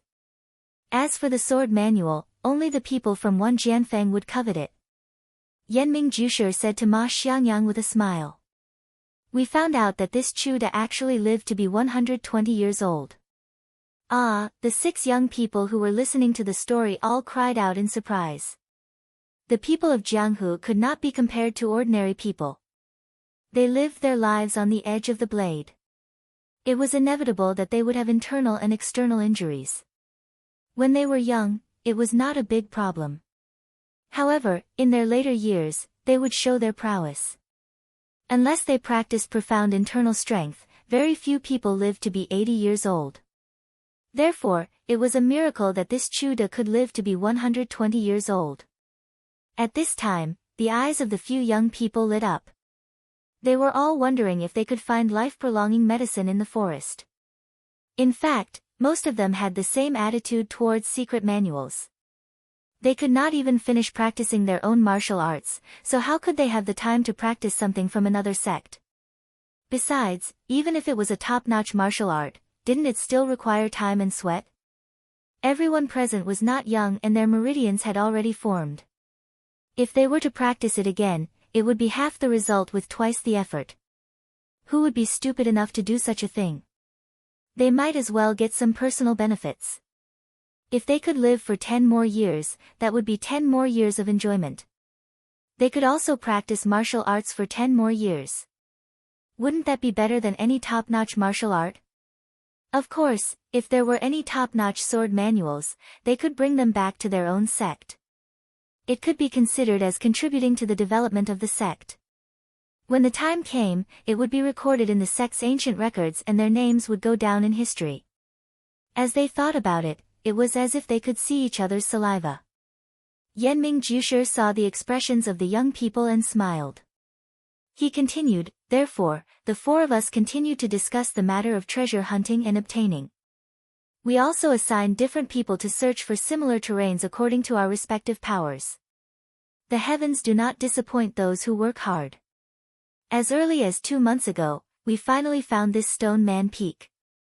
Finally, according to our previous discussion, in order to not attract the attention of other sects, the few of them will stay in their own sects and only send out their outstanding second-generation disciples. Even the head disciple and other disciples who might attract the attention of others will not be sent out. Instead, I, the Manor Lord who has yet to establish a sect, will lead the people from each sect to obtain the treasure. Of course, you are all reliable members of the sect. You are all the confidants of the head disciple. Before coming, we all discussed that if you have any fortuitous encounters in the treasure trove, it will all belong to you. Immediately, everyone's expressions brightened. They finally understood why their master had sent them and not anyone else. Yanming Jusher continued, "Now, let's talk about the most important thing. The method of distribution of the treasure." When everyone heard this, their expressions froze as they listened attentively. If the treasure can be divided equally, then it will be divided equally. If there is a difference, then we will divide it equally. As for the rest, how do you think we should divide it? Everyone stared blankly, feeling astonished. This Yanming Jusher was quite humorous. Even at this point, he still wanted to test the younger generation. What a wonderful person. No wonder the masters allowed him to come alone and lead a group of juniors. When Wenhai rubbed his nose and said, "Sir, the people of Jianghu have their own rules. Let's use our fists and feet to decide." The rest of the people also agreed. Yanming Jusher mysteriously said, "Your masters also said the same thing." At first, they said it would be a sword competition, but other than Wan Jianfeng, the others disagreed. Then they said it would be a fist competition, but other than the Misty School, the others also disagreed. Then they said it would be a fist competition, and other than the Misty School, the others also disagreed. Then they said it would be a fist competition, and other than that, the others also disagreed. So they said it would be 3 rounds, with 2 wins out of 3 rounds. But how can you and I have such a good grasp of the martial arts competition? They were also worried about the safety of their disciples. Can you guess what method it was? Everyone looked at each other, staring at each other, unable to guess. Yanming Jusher fell to the side and encouraged. Finally, Xue Qing's face was red as he stammered, "Say. Senior, could it be rock, paper, scissors?" After saying this, his face was so red that it was about to drip blood. Yanming Jusher said in surprise, "Heroine Xue's mind is so sharp, you actually guessed it correctly." Everyone was in an uproar, but only when Wenhai had a strange expression on his face. Everyone looked at the thin-faced, pedantic senior in front of them with reverence and couldn't help but feel a sense of familiarity. They all muttered in their hearts, "Why is there such a big difference between people? Our master always has a straight face. How can he have such a demeanor?"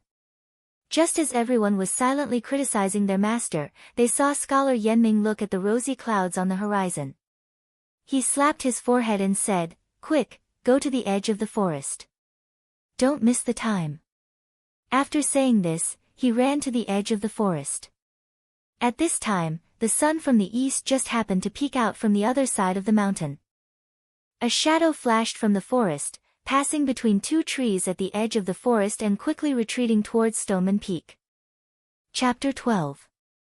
Zhang Xiaohua opened his eyes at the same time as the first ray of sunlight shone onto the wild jujube forest. Something flickered in his dark eyes for a moment before disappearing. Zhang Xiaohua did not immediately get up like usual. Instead, she laid down on the Kong bed and closed her eyes again. Her swollen cheeks were no longer as painful as last night. If she didn't purposely tug at the corners of her lips, it wouldn't hurt anymore.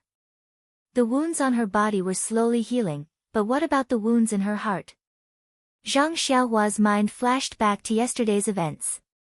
Father's decision to stop Big Brother from going forward was not wrong.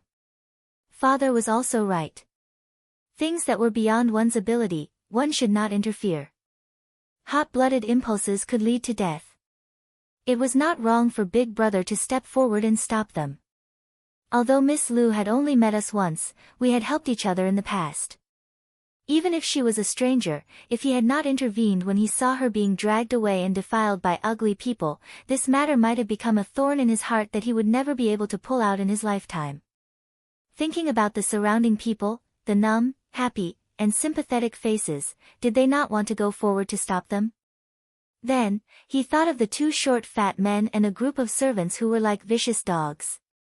They were so arrogant and domineering that they did something outrageous in front of so many people. She thought about how her father and 2 elder brothers were trampled under the feet of others, and the miserable state of their fists and feet. Perhaps those evil servants didn't want to take their lives, but only took pleasure in it. They used their bodies as tools to amuse themselves, and let their blood ignite their excitement. However, What if those evil servants wanted to take their lives? Would they be able to escape? Thinking about it again, when Wenhai and his martial sister had descended from the sky and easily knocked down that group of evil servants. The two of them didn't even tell Zhao Wanqing their names.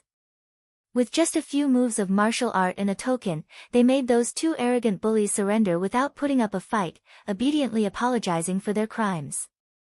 A thought flashed through his mind like lightning. Martial arts. I need strength, I need martial arts. This time, it was because he met Wenhai and his junior sister. They were righteous and saved him. If they did not help, then his family would have been beaten up and their lives would have been in danger. It was not reliable to rely on anyone. He had to rely on himself. Only when he had strength would he have the ability to protect himself and his family. Only then would he have the strength to help others. Zhang Xiaohua's heart suddenly opened up. Since yesterday, his heart had been depressed, but in an instant, it opened up. Just like reclaiming wasteland, with a goal, everything was easy to do. What he lacked was not perseverance, nor was he afraid of suffering, but a direction. With a direction, he could do his best to complete it.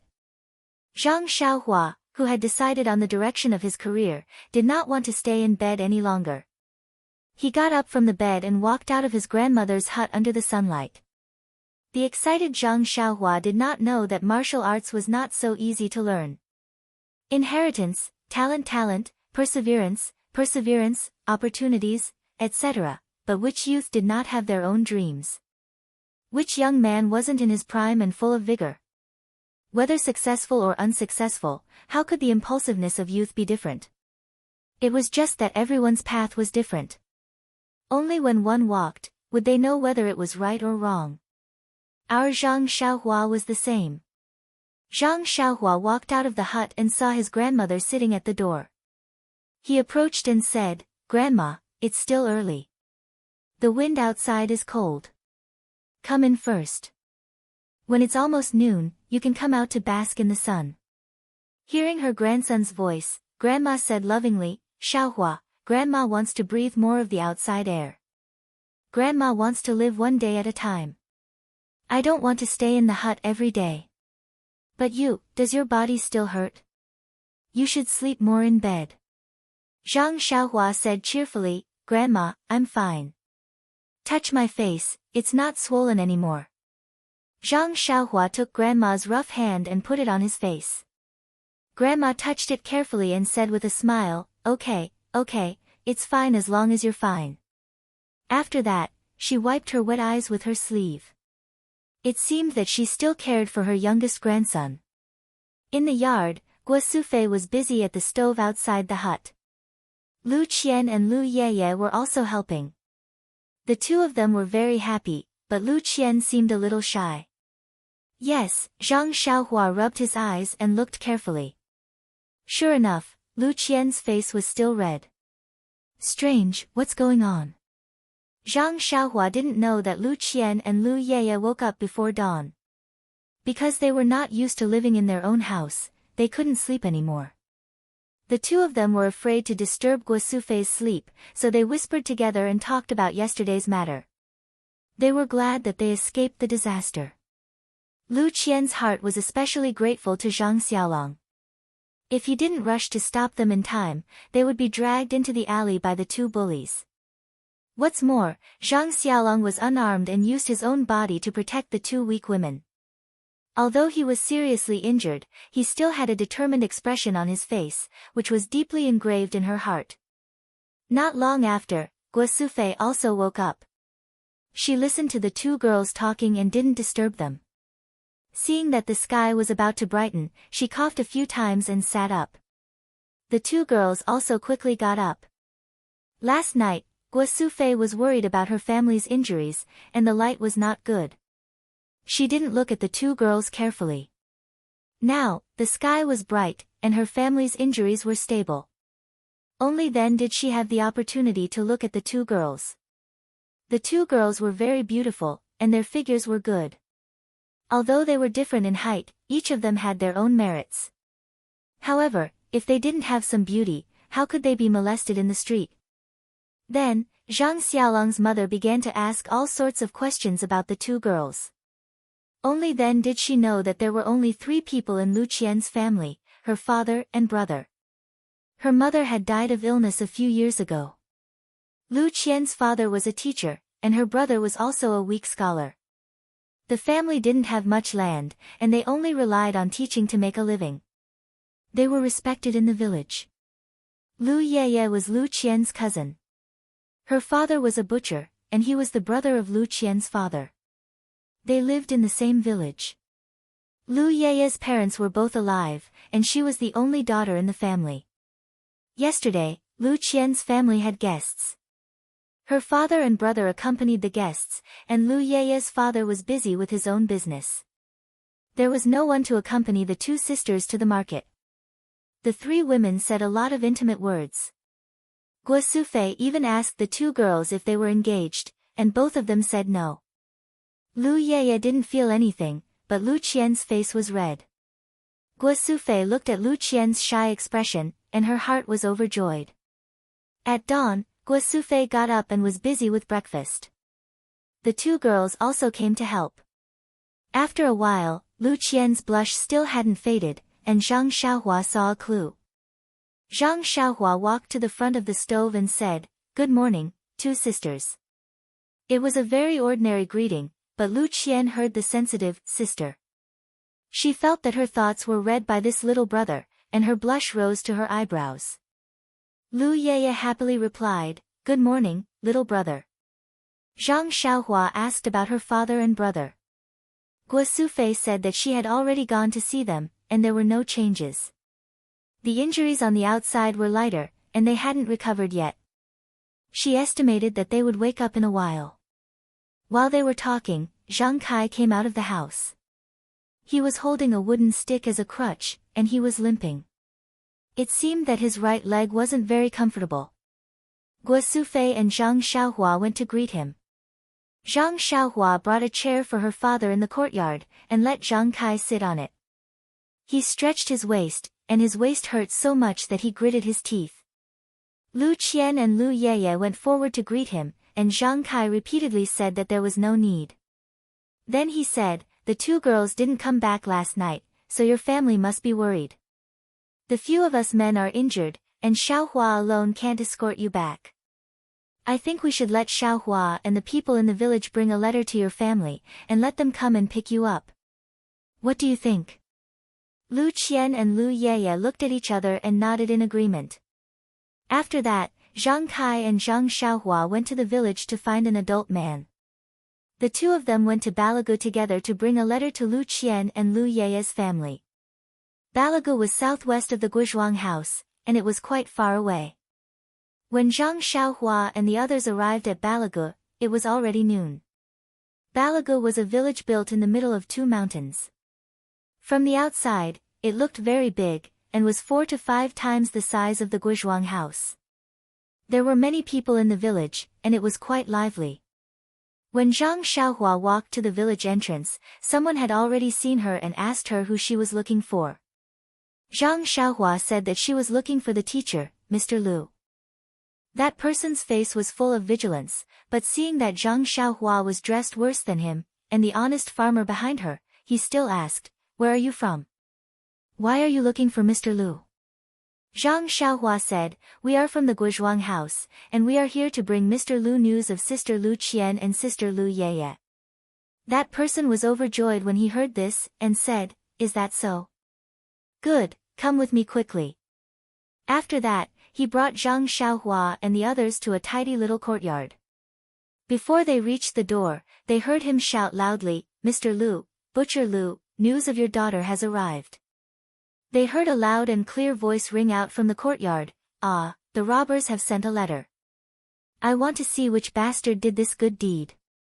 Following the voice was a burly man who was 2 heads taller than Zhang Xiaohua. He jumped out from the courtyard and grabbed Zhang Xiaohua's neck, saying, "Where are you robbers from? Speak, speak." Zhang Xiaohua was grabbed so tightly that she couldn't breathe properly, and her face was red. How could she speak? The man who came with Zhang Xiaohua and the person who led the way were about to dissuade them, but another person came out from the courtyard and said, "Second brother, you can't be so rash. Look at this little guy, his expression, his clothes, does he look like a robber? Even if he is a robber, you should let him speak." That burly man smiled and let go of his hand, saying, "Big brother, aren't I just worried about my daughter's safety? Don't you know how to be anxious?" Zhang Xiaohua took a few deep breaths, and her complexion slowly returned to normal. Looking at the two people, she knew that the person behind was Lu Qian's father, Mr. Lu, and the one who grabbed her just now should be Lu Yeye's father, Butcher Lu. Chapter 13. Only then did the person who brought Zhang Xiaohua and the others speak up, joking with the large man, "Now Butcher Lu has heard a good person again. This little brother came from the Guizhuang house and brought news of your family's daughter. This time, you must have scared him so much that he's forgotten." Butcher Lu, on the other hand, didn't mind the villager's words. He patted Zhang Xiaohua's shoulder, causing Zhang Xiaohua to grin and say, "I can tell with one look that this little brother is a broad-minded person. Why would he mind such a small joke?" Zhang Xiaohua looked at his large hand that was used to butcher pigs and thought, "I want to mind you, but you have to lend me some courage. Please don't be so intimate, my body has just recovered." She said, I wouldn't dare. This must be Sister Lu Yeye's father. Looking at your manly posture, it's just as Sister said." Then she added in her heart, "It's Xiong Zi." When Butcher Lu heard this, he was overjoyed and his eyes narrowed. "Yeye is still talking about this with you?" "She." "That's right, why did Yeye and Qian go to your Guizhuang house? Are they all right?" Only now did he remember to ask about his daughter. Mr. Lu spoke up from the side, "Let's talk inside first. Seeing how this little brother is neither too fast nor too slow, the two daughters should be fine." After he finished speaking, he led Zhang Xiaohua and his companions into the house. The villager who led the way said, "I won't go in, I'll go back first. I'll call Lu Kai back on the way." Mr. Lu nodded in thanks and watched the villager leave before inviting Zhang Xiaohua into the house for a chat. Zhang Xiaohua entered the courtyard and saw that it was about the same size as her own house. The layout was simple and there weren't as many farm tools as her own house. The stove didn't seem to be out in the open. There were about 2 rooms in front of her, and there were also 2 rooms on the left and right. She didn't know why Sister Lu had so many rooms when there were only 3 people in her house. When he walked into the front room, he realized the difference between them. There was a painting in the central room of the Lu family. It was a painting of an old scholar. In front of the painting, there were a few plates with fruits, snacks, and other things on them. It seemed that they were offering something. There was a painting on the left wall. It was snowing and there were a few people enjoying the snow in the pavilion. There were a few calligraphy pieces on the right wall. They looked like dragons flying and phoenixes flying. They should be written very well. It was a pity that Zhang Xiaohua didn't recognize them. There was a square table in front of him. On the table, there was a teapot, a few cups, and a plate of food. There were 2 chairs on the left and right of the table. There was also a small square table and a few chairs on both sides of the wall. On the table, there was a pot with flowers and plants. Looking at the 4 corners of the room, there were also a few plants in the pots. Zhang Xiaohua looked at the house that was completely different from her own house. She sighed in her heart, is this the difference between a scholar and a farmer? Under her mother's management, her house was also quite clean and tidy. There were also paintings on the walls, but they were just some pictures of immortals. Her mother didn't seem to know how to arrange the flowers and plants in the pots. Zhang Xiaohua's heart skipped a beat. She thought, if Sister Lu manages our house, what will it be like? As Zhang Xiaohua thought about it, he stood there. It wasn't that she was lost in her thoughts, but she didn't know where to sit. There were only a few chairs in her house. Usually, she would stand. Teacher Lu's house had so many chairs. There must be something special about it. She didn't know how to sit. When Teacher Lu saw this, he quickly let Zhang Xiaohua and the others sit. Then, Butcher Lu poured a cup of tea for them and brought it over. Zhang Xiaohua took the teacup and gulped it down in one gulp. Then, he smacked his lips. The water tasted really good. Butcher Lu saw that Zhang Xiaohua had finished drinking, so he quickly poured another cup for him. Zhang Xiaohua and Butcher Lu had been walking for the whole morning, so they were already thirsty. Since the water was so good, the two of them drank 4 cups of water in a row before stopping. Butcher Lu's eyes were the same as Teacher Lu's. They were filled with gratitude. Although Butcher Lu was a boorish person who slaughtered pigs, he also knew that they had rushed such a long distance and were so thirsty. It was all to tell his daughter that they were safe. Zhang Xiaohua finished drinking the water. Just as she was about to speak, she heard hurried footsteps from outside the house. Not long after, she saw a scholar who was about the same age and height as her elder brother running in. He must be Lu Qian's brother, Lu Kai. When Lu Kai entered the house, he first greeted Teacher Lu and Butcher Lu respectively. Then, Teacher Lu introduced Zhang Xiaohua and the others to Lu Kai. Lu Kai then greeted them with a bow. Zhang Xiaohua and Butcher Lu didn't know much about these things, so they followed suit and returned the greeting. Lu Kai then asked Teacher Lu, "How is my younger sister?" Zhang Xiaohua looked at the scholar who was obviously much thinner than her elder brother. She thought to herself, scholars really have a lot of etiquette. This brother Lu is really patient. He only asked after seeing such a polite greeting. If it was Butcher Lu, he would have asked directly. Oh right, he must be complaining that brother Lu came at the wrong time. She couldn't help but glance at Butcher Lu, who was also anxiously waiting for Zhang Xiaohua to speak. Sure enough, before Teacher Lu opened his mouth, Butcher Lu said, "You should drink some water first. This little brother hasn't said anything yet and you're already back." Lu Kai sat on the chair opposite Zhang Xiaohua. He wasn't in a hurry to drink the water. He looked at Zhang Xiaohua eagerly, waiting for him to speak. Zhang Xiaohua then introduced herself and told him everything that happened yesterday in detail. However, she was cautious and didn't say the specific amount of money that the two bullies lost. Zhang Xiaohua's eloquence wasn't very good and she spoke haltingly. However, even so, the 4 people in the room listened with fear and trepidation. Teacher Lu, Butcher Lu, and Lu Kai's faces were ashen. Butcher Lu even jumped up from his chair a few times, but he was gently stopped by Teacher Lu. When Zhang Xiaohua finished, Butcher Lu quickly poured 2 cups of water for Zhang Xiaohua. Everyone also drank a cup. It seemed that not only did the talking make the people's mouths dry, the listening people were also nervous. After drinking the water, Teacher Lu walked in front of Zhang Xiaohua and bowed deeply, saying, "This old man would like to thank the virtuous father and son for saving my daughter." Lu Kai and Butcher Lu also quickly followed suit and bowed. Zhang Xiaohua was so scared that she jumped down from her chair. Why did they have to bow again? She hurriedly bowed in a nondescript manner. Zhang Xiaohua comforted them, saying, "Sister Lu and the others are staying in our house. It's quite good. You don't have to worry." In fact, everyone knew that their loved ones were fine. However, they didn't see their loved ones get out of danger with their own eyes. After all, they felt uneasy. When everyone sat down again, Teacher Lu said, "From the Guizhuang house to here, Xiaohua and the others walked the whole morning.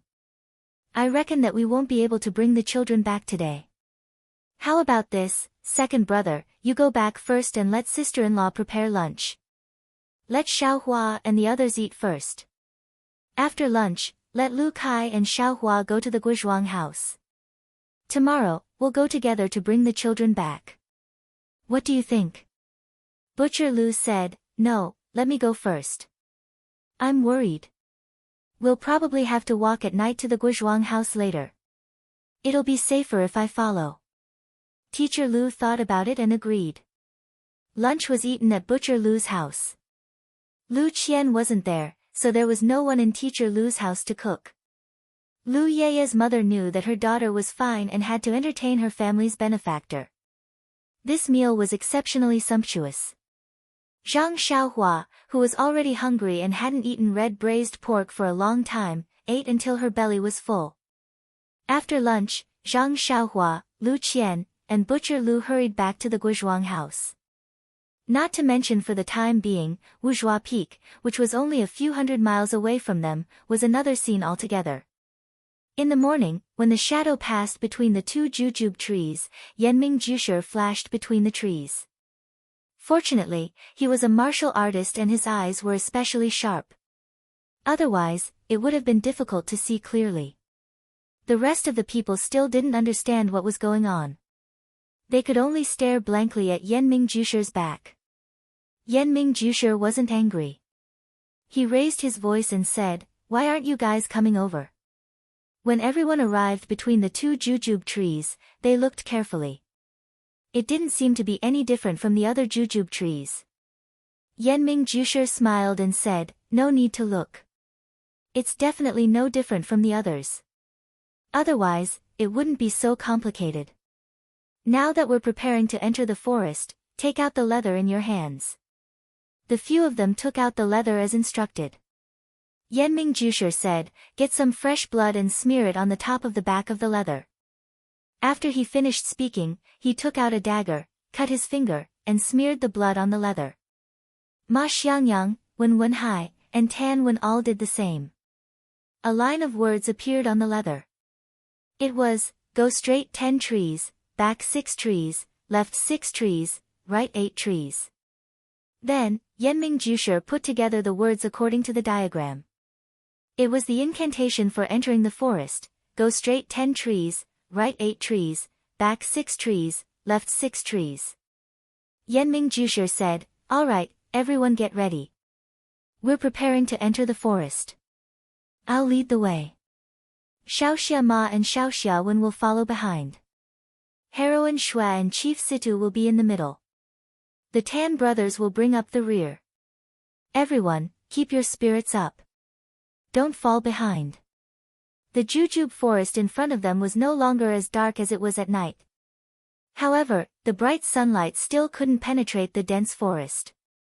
The dense fog in the forest made it difficult to see the end. The cold wind blew through the treetops, making a hoo-hoo sound, but it didn't seem to be able to blow away the light fog. Yanming Jusher took out his dagger and drew a mark on the two jujube trees. Then, he carefully walked through the 2 ordinary trees. The rest of the group followed the previously agreed upon order, entering in a single file. The dense fog in the forest was very thick.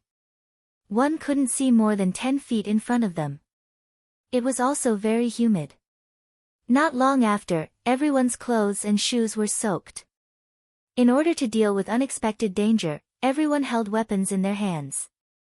At this time, they all felt the cold. No one had entered the forest for many years. The ground was covered with a thick layer of fallen leaves and rotting jujubes.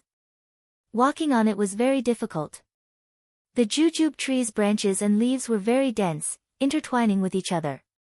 Sometimes they even blocked the path. However, no one dared to rashly cut down the branches for fear of causing an accident. Just as everyone was moving forward in an orderly manner, they suddenly heard Situ Ping's exclamation, "Look over there." Chapter 14. When everyone followed Situ Ping's horrified gaze, sure enough, there was a white skeleton leaning against a jujube tree about 4 or 5 feet away. The black eye sockets of the skeleton were staring in their direction. Everyone's hair immediately stood on end, and their hands holding their weapons tightened. Situ Ping was a member of the Jianghu.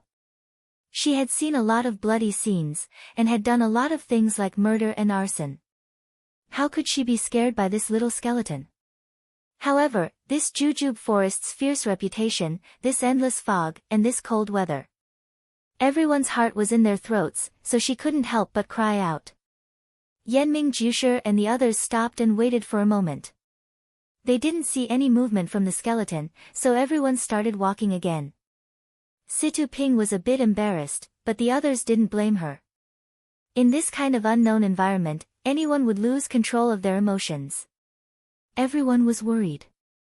As the group went deeper, the number of bones they encountered gradually increased. They even appeared many times along the path. No one dared to avoid them, and directly crossed them. There were many human skeletons, but there were even more of all kinds of animal skeletons. It seemed that the animals that had mistakenly entered the forest for so many years had innocently entered this strange and mysterious place. They were lost here, and could no longer get out.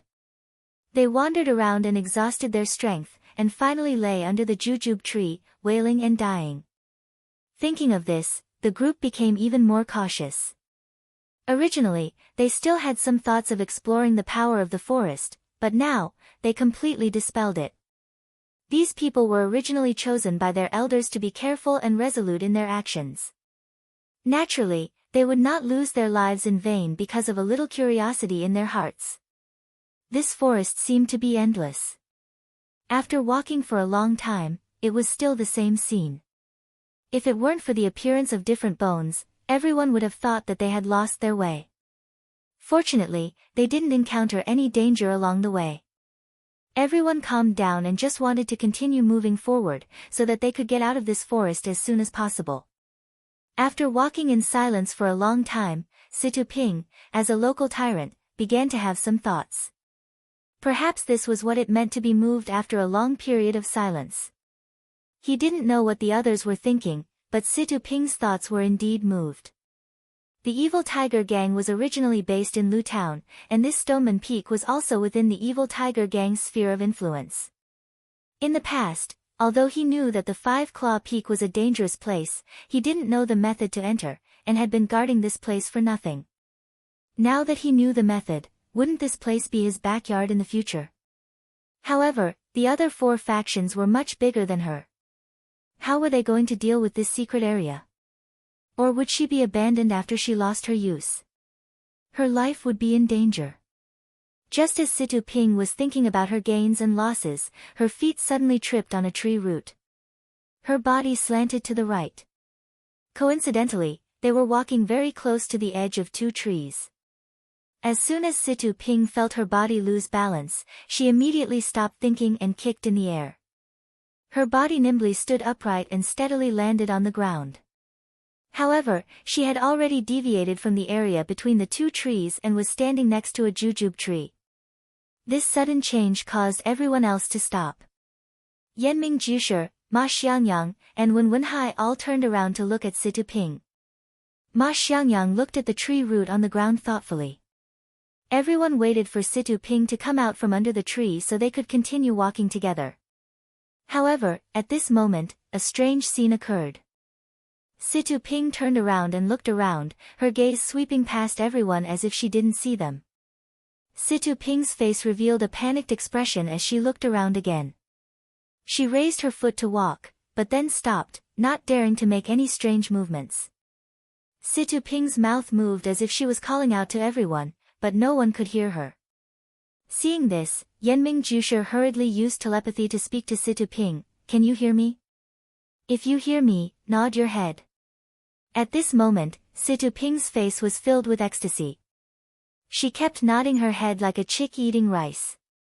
Yanming Jusher said again, "Turn left and listen to my instructions. Stop when I tell you to."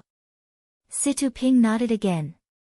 Following Yanming Jusher's instructions, she faced everyone and then walked towards them. It was strange. Situ Ping only took 4 or 5 steps before she reached the place where everyone was standing. Situ Ping's eyes immediately lit up as she saw everyone. Yanming Jusher didn't ask why Situ Ping had fallen. Instead, he asked, "What did you see just now?" Situ Ping said with lingering fear, "When I stood up, I was still surrounded by jujube trees just like here. There was no difference, but I couldn't see any of you. No one responded when I shouted. If you hadn't spoken to me, I would have looked around again." Yanming Jusher frowned in thought. Ma Xiangyang smiled and said to Situ Ping, "Chief Situ, you must be careful where you walk. If you're not careful, you'll lose your life. Lu Town's great foundation will belong to someone else. Take care." Situ Ping bowed his head and said, "Ma, I understand. I'll be careful." Everyone became even more careful on the following road. They knew that this jungle wasn't as peaceful as it seemed on the surface. If something went wrong, they would be trapped and lose their lives here. Situ Ping didn't know, but everyone else did. Shouting was useless. They could only use telepathy. This profound martial art wasn't something that everyone knew. Instead of placing their hopes on others, it was better to be careful. After walking for the time it took for 4 or 5 incense sticks to burn, the number of bones on the road gradually decreased. The fog also thinned. They were about to reach the edge of the jungle. Sure enough, not long after, they saw light in the distance. Yenming Jushi led everyone in a roundabout way according to the mnemonic chant. They were even more careful. Nothing unexpected happened. The group of people followed the mnemonic chant and walked through the last trees safely out of the jungle. What greeted them was a world that left them dumbfounded. In front of them was a secret land that was as warm as spring. The area of this land wasn't very large. In the middle of the land was a large lake. White fog rose from the lake. Beside the lake was a small house made of stone. Around the house were several fields with plants. They couldn't see clearly from far away. Under the leadership of Yenming Jushi, everyone stepped into this place that no one had set foot in for hundreds of years. Yenming Jushi said to everyone, according to the booklet, there is no danger in entering the secret land. Everyone can walk without worry. But, for safety, I suggest that everyone move together. Follow me. Then, he walked to the lake. When everyone walked to the lake, a burst of hot air hit their faces. They saw the lake water bubbling. Yenming Jushi squatted down and found a branch to put in the water. Seeing that there was nothing unusual, he thought about how to know the temperature of the lake water. Tan Wu came forward and took out an egg from his arms. He said embarrassedly, I like to drink raw eggs. There are a few left over from yesterday. Now is the time to test the temperature of the water. Then he found a cloth bag and put it in the lake water. Not long after, he took out the egg. Sure enough, it was cooked. This time, everyone's idea of entering the water to explore was dispelled. It seemed that the temperature of this world was different from the outside. It should be related to the lake water. Everyone walked along the lake and walked to the only stone house. Presumably, the treasure that everyone was looking forward to should be inside. After walking half a circle around the lake, they did not see any animals and did not encounter any danger. Everyone's heart was relieved. It seemed that the master's will was not a lie. There were several medicinal fields around the stone house. Most of the medicinal herbs were unknown. After all, they were not pharmacists from the sect. Even the knowledgeable hermit Yenming could only recognize a few of them, such as tianqi, ginseng, atractalodes, golden sunflower, and so on. These medicinal herbs were very ordinary outside, but they were extremely precious here. There was no other reason. Any medicinal herb that had been here for 300 years or longer would be extremely precious. Not to mention the other unknown drugs, which should be something that had been lost over the years. Not to mention what was in the stone house, even the herbs in the herb garden were priceless treasures to the various sections. So everyone looked at these precious things eagerly, thinking about how to bring them back. Yenming Jushi frowned and said to everyone, I didn't think that there would be such precious medicinal herbs here. It's beyond our expectations. But I don't know how to bring them back. Let's go to the stone house first. When we come out, we'll think of a way. In any case, these medicinal herbs don't have legs and can't run away. Don't be greedy. Everyone smiled and followed Yenming Jushi to the stone house.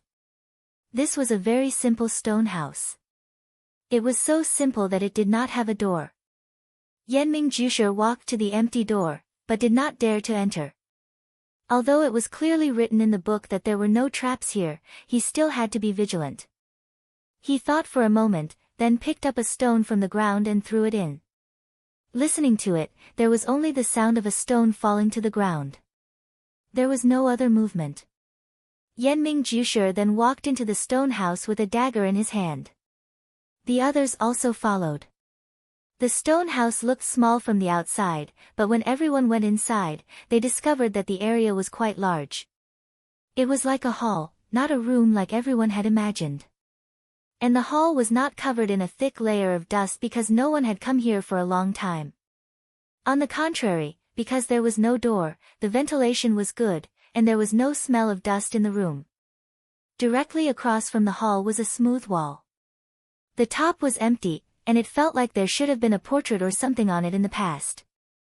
Below the wall was a long table and a square table. There was an incense burner on the long table. Far from the incense burner, there was a small square flat box. And on the table below the long table, there were 4 square brocade boxes casually placed. They had an antique look, and the patterns were not present today. There were 3 chairs on both sides of the square table. They were all placed casually, and there was a praying mat on each chair. There was nothing on the wall on their left, and there was a hole in it. It was probably a window. On the wall on their right, there were 3 paintings hanging on the wall. One was a man in brocade clothes, holding a knife in his hand, and riding a horse forward. Another was a scholar in white clothes, with a sword hanging at his waist, strolling leisurely. The last painting was a woman, her face covered with a white veil. Her figure was graceful, and she held a long whip in her hand, standing beside a small bridge. The 3 paintings had been eroded by time, and were not very clear. Moreover, there were no words on the 3 paintings, so no one could understand what they meant. No one could tell if there was a one-armed swordsman in the painting.